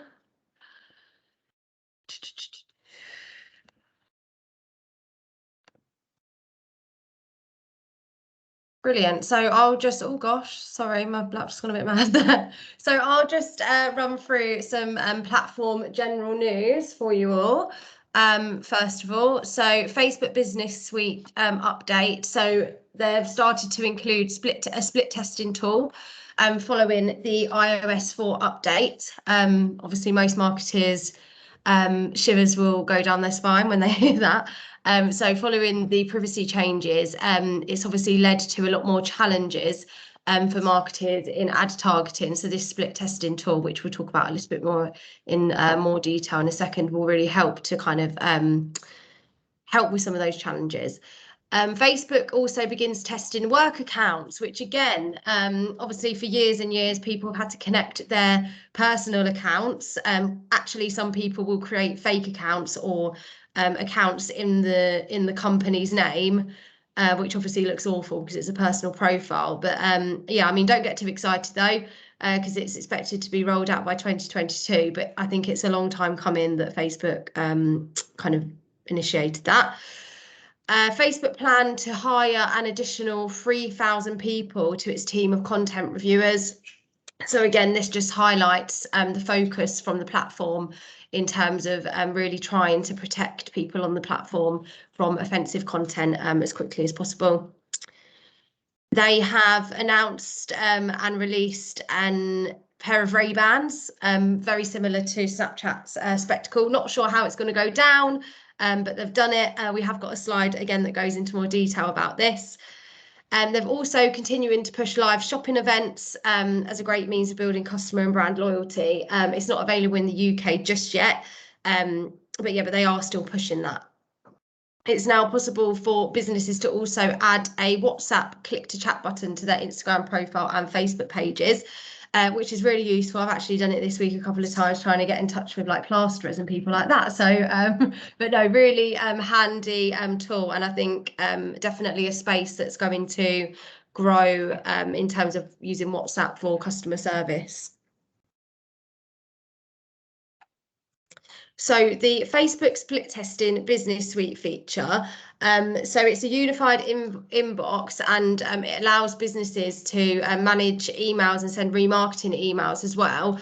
And then also allows you to basically create multiple different versions of your ads for Facebook and Instagram so that you can make sure that you're creating the most engaging content.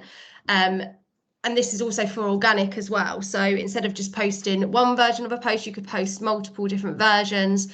And also it really helps in terms of like your strategy because you'll basically funnel down exactly what it is that makes your audience tick.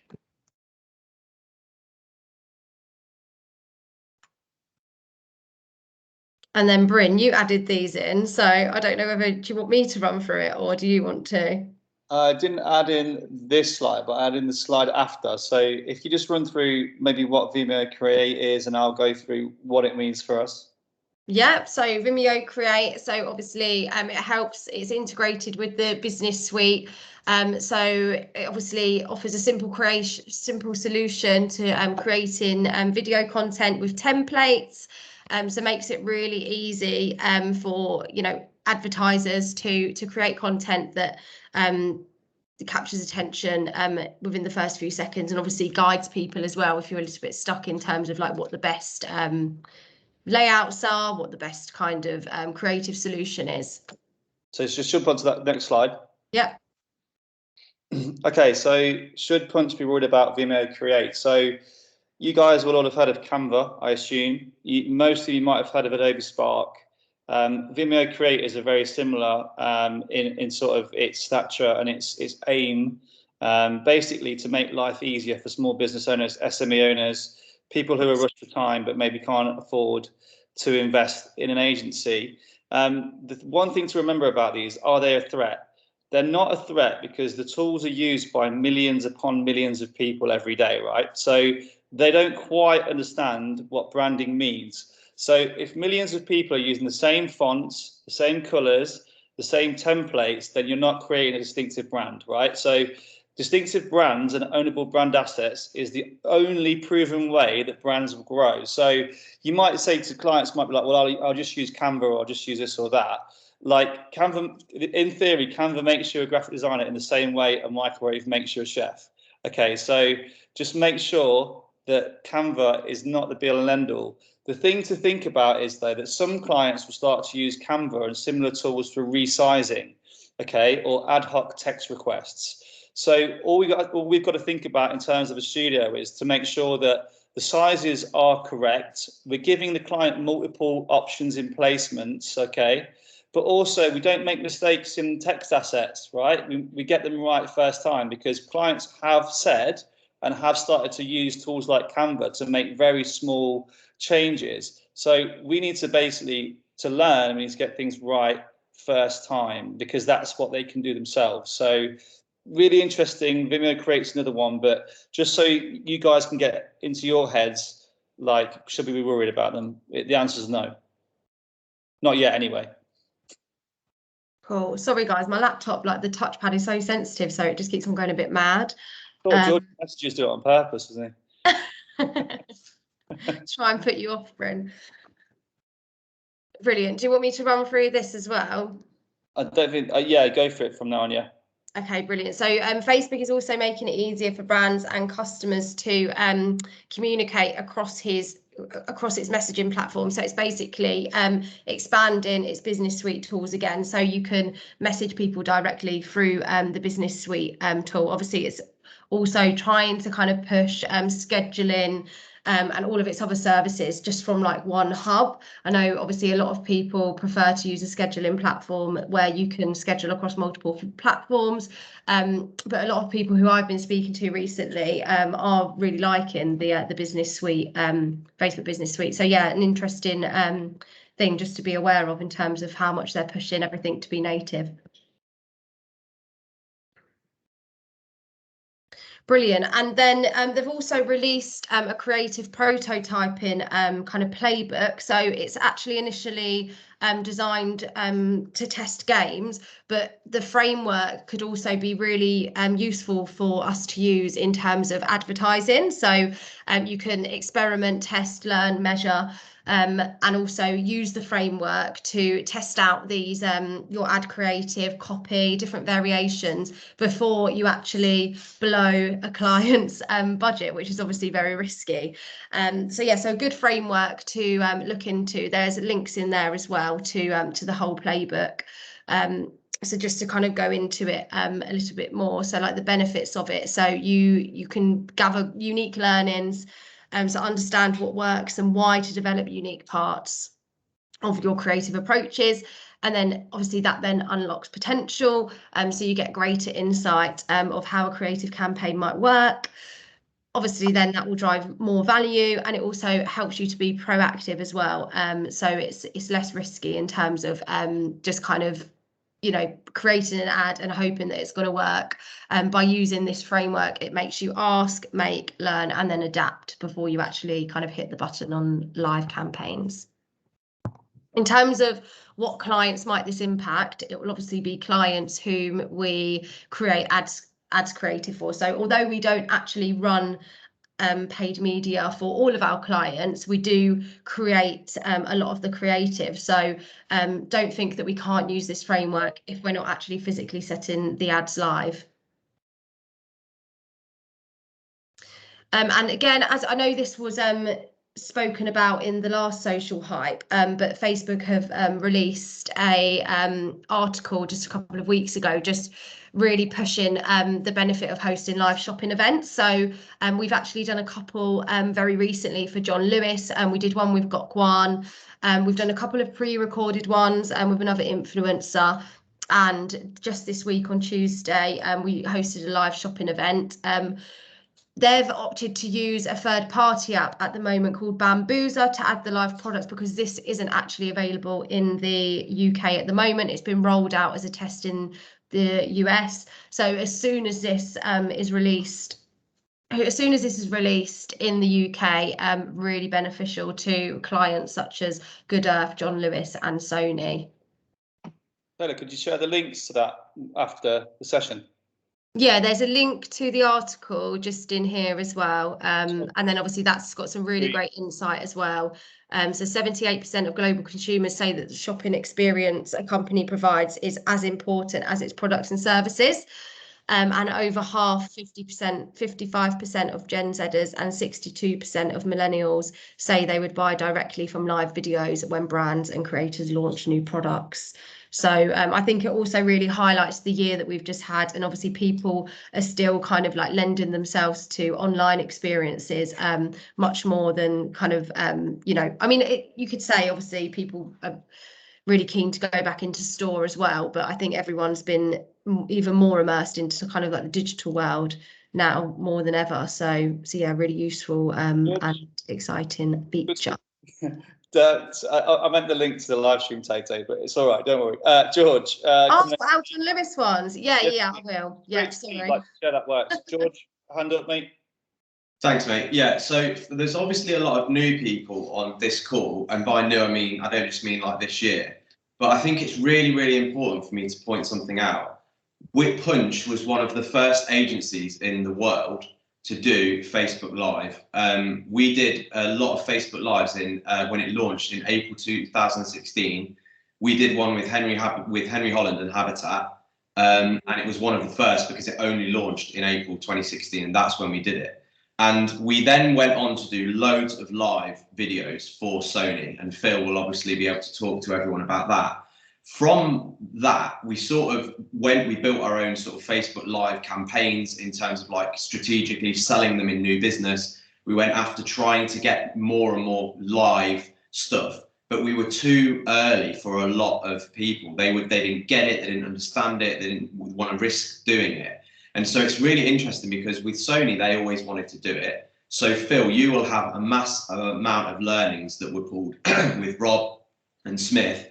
What made each live better, what the figures were on people tuning in, dropping off, what kept people viewing, all that stuff. Phil, you should have that. So if you're able to dig some of that out and share, some of that insight, it's really interesting because it was something we wanted to be known for, but the appetite in the end wasn't there past a few initial projects. So it's really interesting now to sort of see this live. I've seen it in everyone's presentation, Instagram Live, LinkedIn Live, Pinterest, here, all these live sort of things that are coming about. And now John Lewis saying live, and I was at a lunch meeting with Eva and John Lewis on Friday when they were talking about live as if it was brand new, as if it had never happened before, as if it was the first time anyone was doing anything live on Facebook. I was like, we did it in 2016 for like 3 years back to back.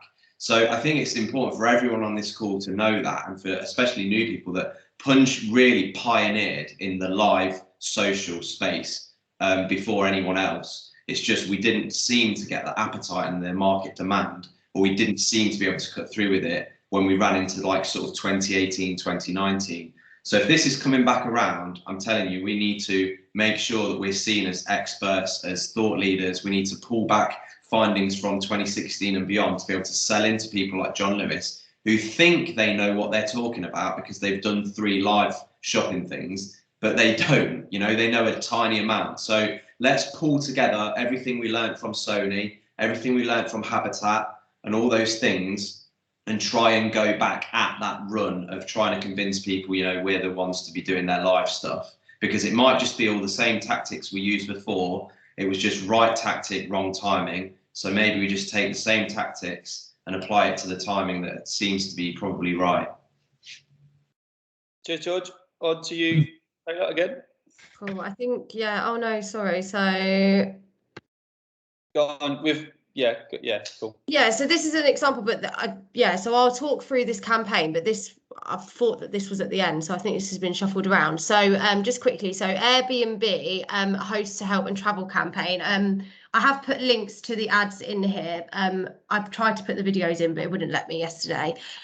So it's just a series of very short video and kind of GIF-like ads targeted at travel enthusiasts and potential hosts. So it's kind of split into 2 different sectors. And what I really loved about this was it's very immersive. So there's like very limited movement in it, but it's all about the kind of soundscape. So it really takes you to the place that they're talking about.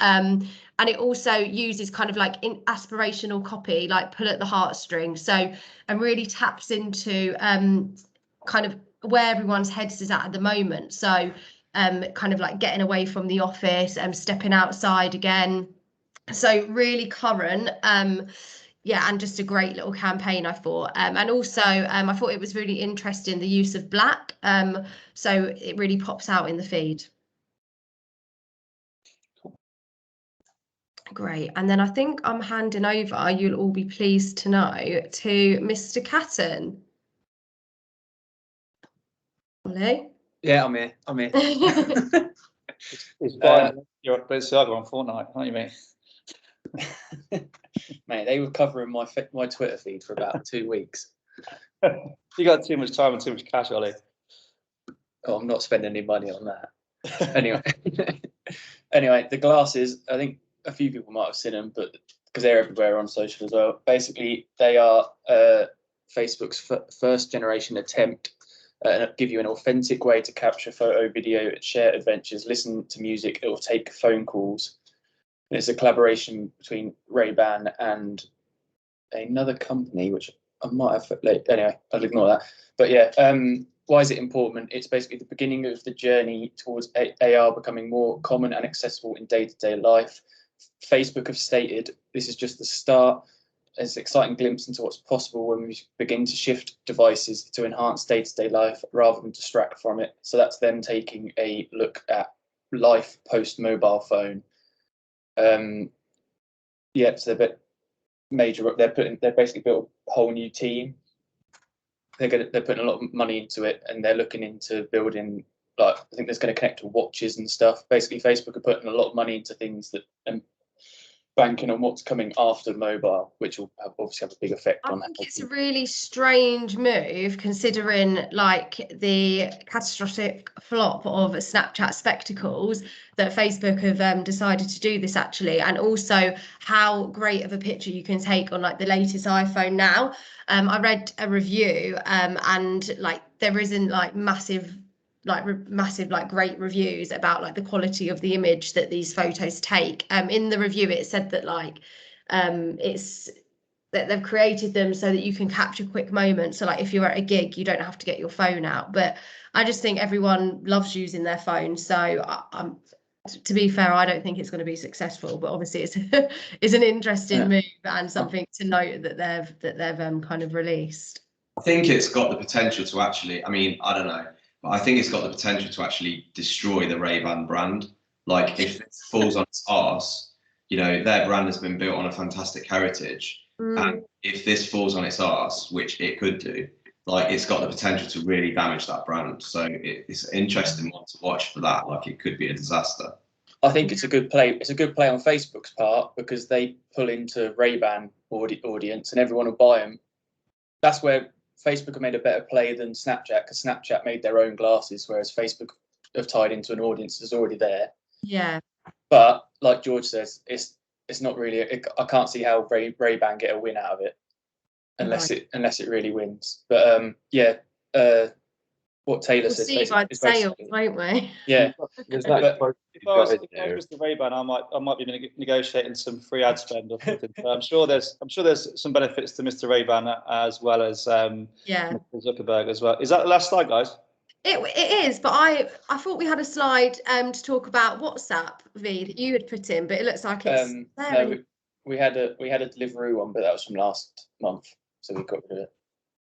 Oh, okay. V, do you just want to quickly talk about the WhatsApp integration? Because I know I could have sworn I saw a slide in there from you. Yeah, there was a slide. I think I put the Vimeo in the WhatsApp. I didn't want to interrupt you, but it should be there. There we go. Well, it's just after. Oh, yeah, that one there. Yeah.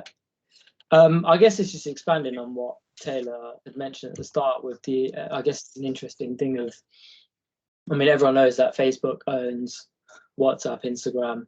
So the whole integration with them combining and adding the whole WhatsApp element to socials like Instagram and Facebook is an interesting way of, I guess, communicating with the brand itself directly. I think I mentioned it on Twitter as well. But just like the example that Taylor said, you know, if she's looking for a builder, or you're looking for a certain person, and you want to speak to these brands directly, it brings a human element to it. Similar to how, I guess, you know, I think recently with Mazzillion and stuff, and we did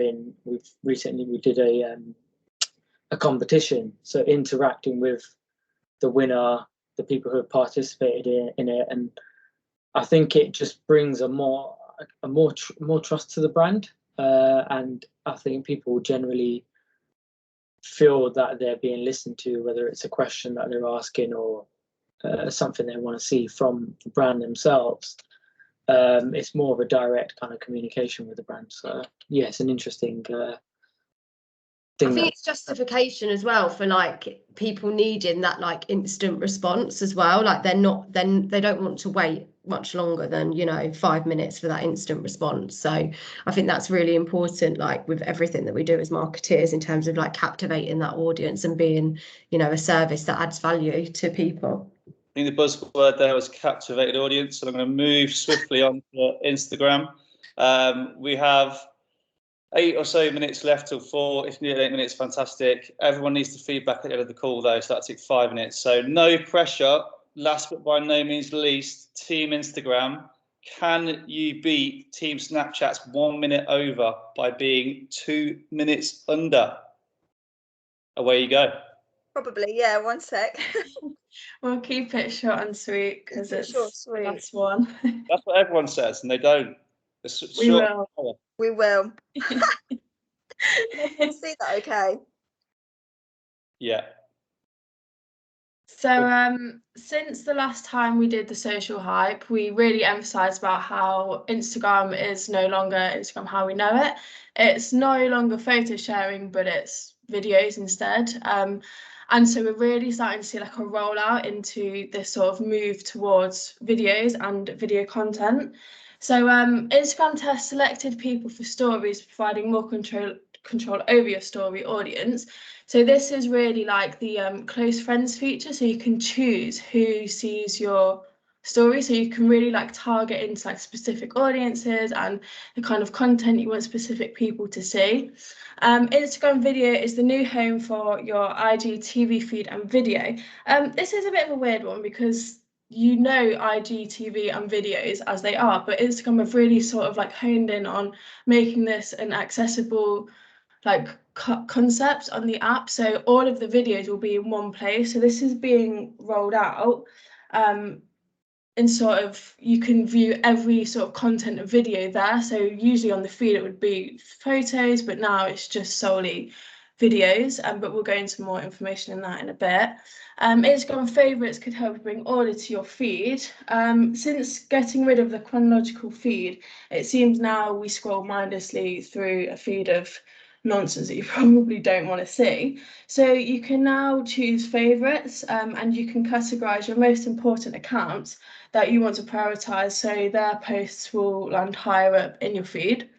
And then the montage feature that converts stories into reels, which is actually to do with the Instagram Video Home Hub, creating stories into montages, but again, we'll go into this in more detail in a bit. The map search feature allows businesses to maximize discovery, enabling users to find companies and locations of interest on their apps in-app map. So it's really good for like locations and like putting a brand out there. If people like what they see, they can find that company a lot easier. And then finally, these last two are quite linked. So as Bryn mentioned in his social hype on WhatsApp and on the email, there was an Instagram for kids, but this has actually been paused due to quite a lot of backlash. Partly, is it needed? There are actually children on Instagram, which leads us to that last point of Instagram will now require users to enter their birth date, just to kind of reduce like children seeing like harmful content, things that they shouldn't see.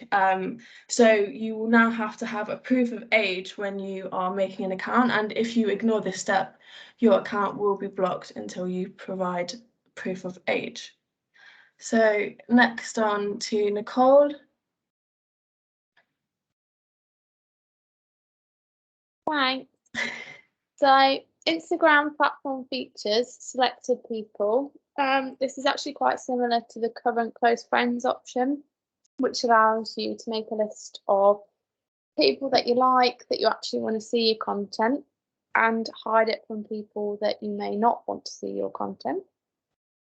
So it's currently in a testing phase, so I don't think that everyone has access to it quite yet.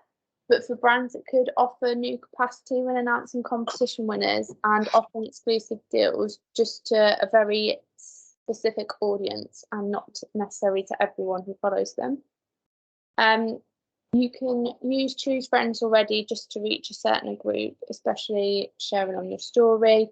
But just choosing one person or smaller groups of people each time you post could help to maximise brand engagement and fuel a deeper connection with fans.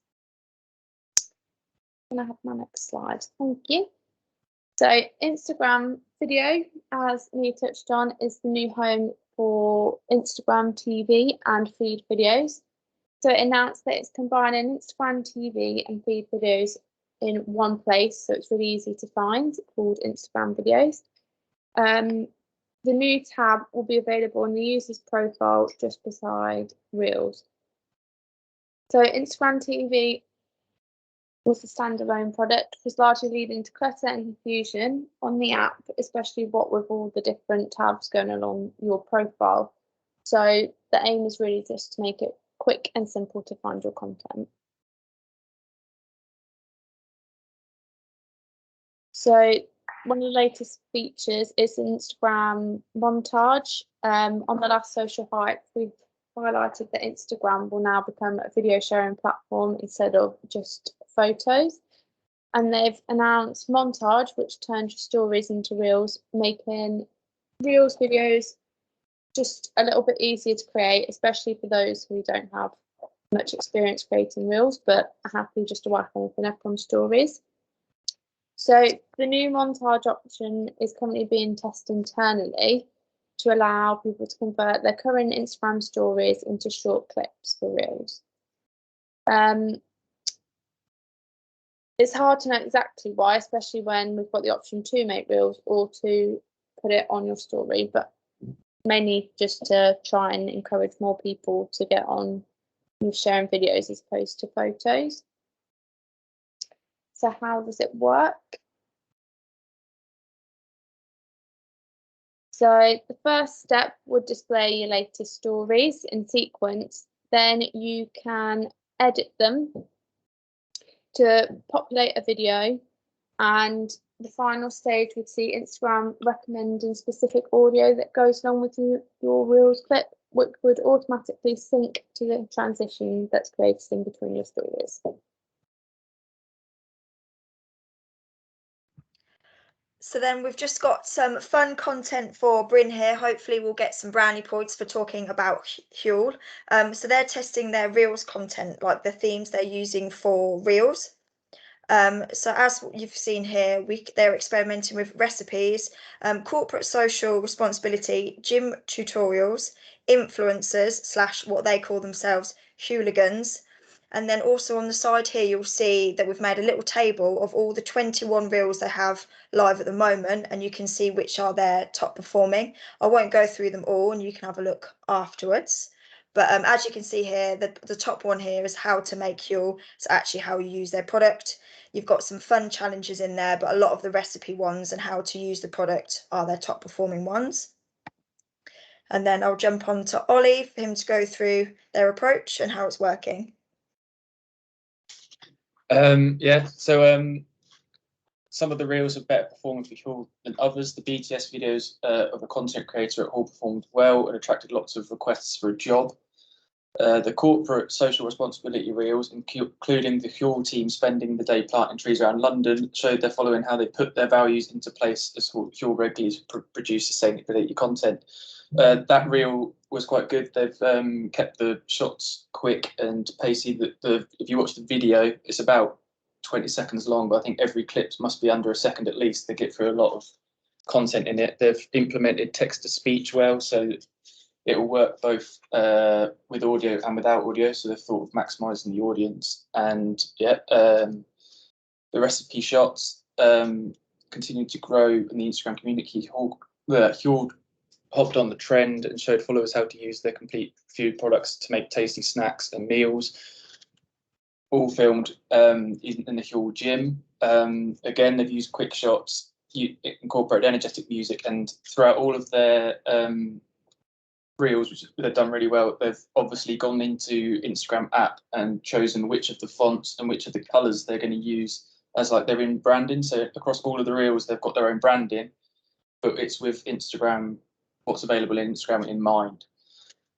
And again, the Huel ones, they've done a different take on the reels. There's no quick shots, there's no quick cuts on this one. It's just one shot of showing a guy doing a one-handed press up, which is quite impressive, alongside a really subtle product brand placement. Yeah, it's that one. And then we've actually got a full page of some of their top performing videos. Do you want me to play some, or would you rather watch after? Just play a couple, play one or two. Okie dokie. So I'm going to show you the best performing recipe one. Sorry, a little background of my phone there.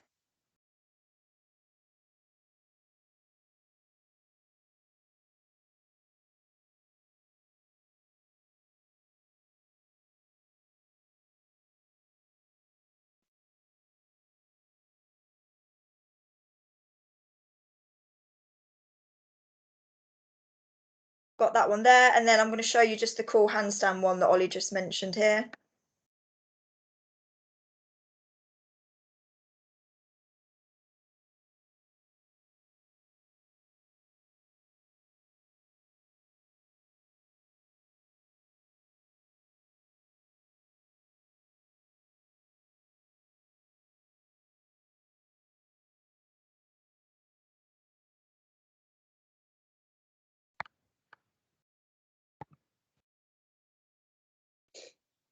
And there we go.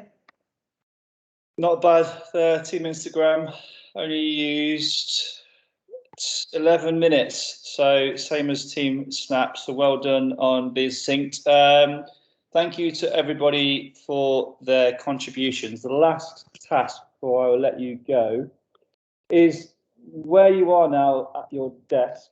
Please, can you feedback on the session? So I need feedback on these following 5 points. Which team you felt were best? So please write that down now. How would you rate the session out of 5? 5 being excellent, 1 being terrible.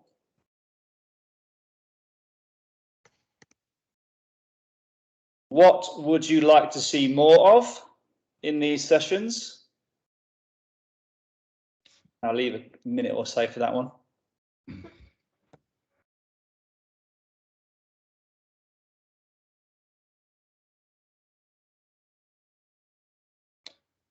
Flesh is the wrong answer, right?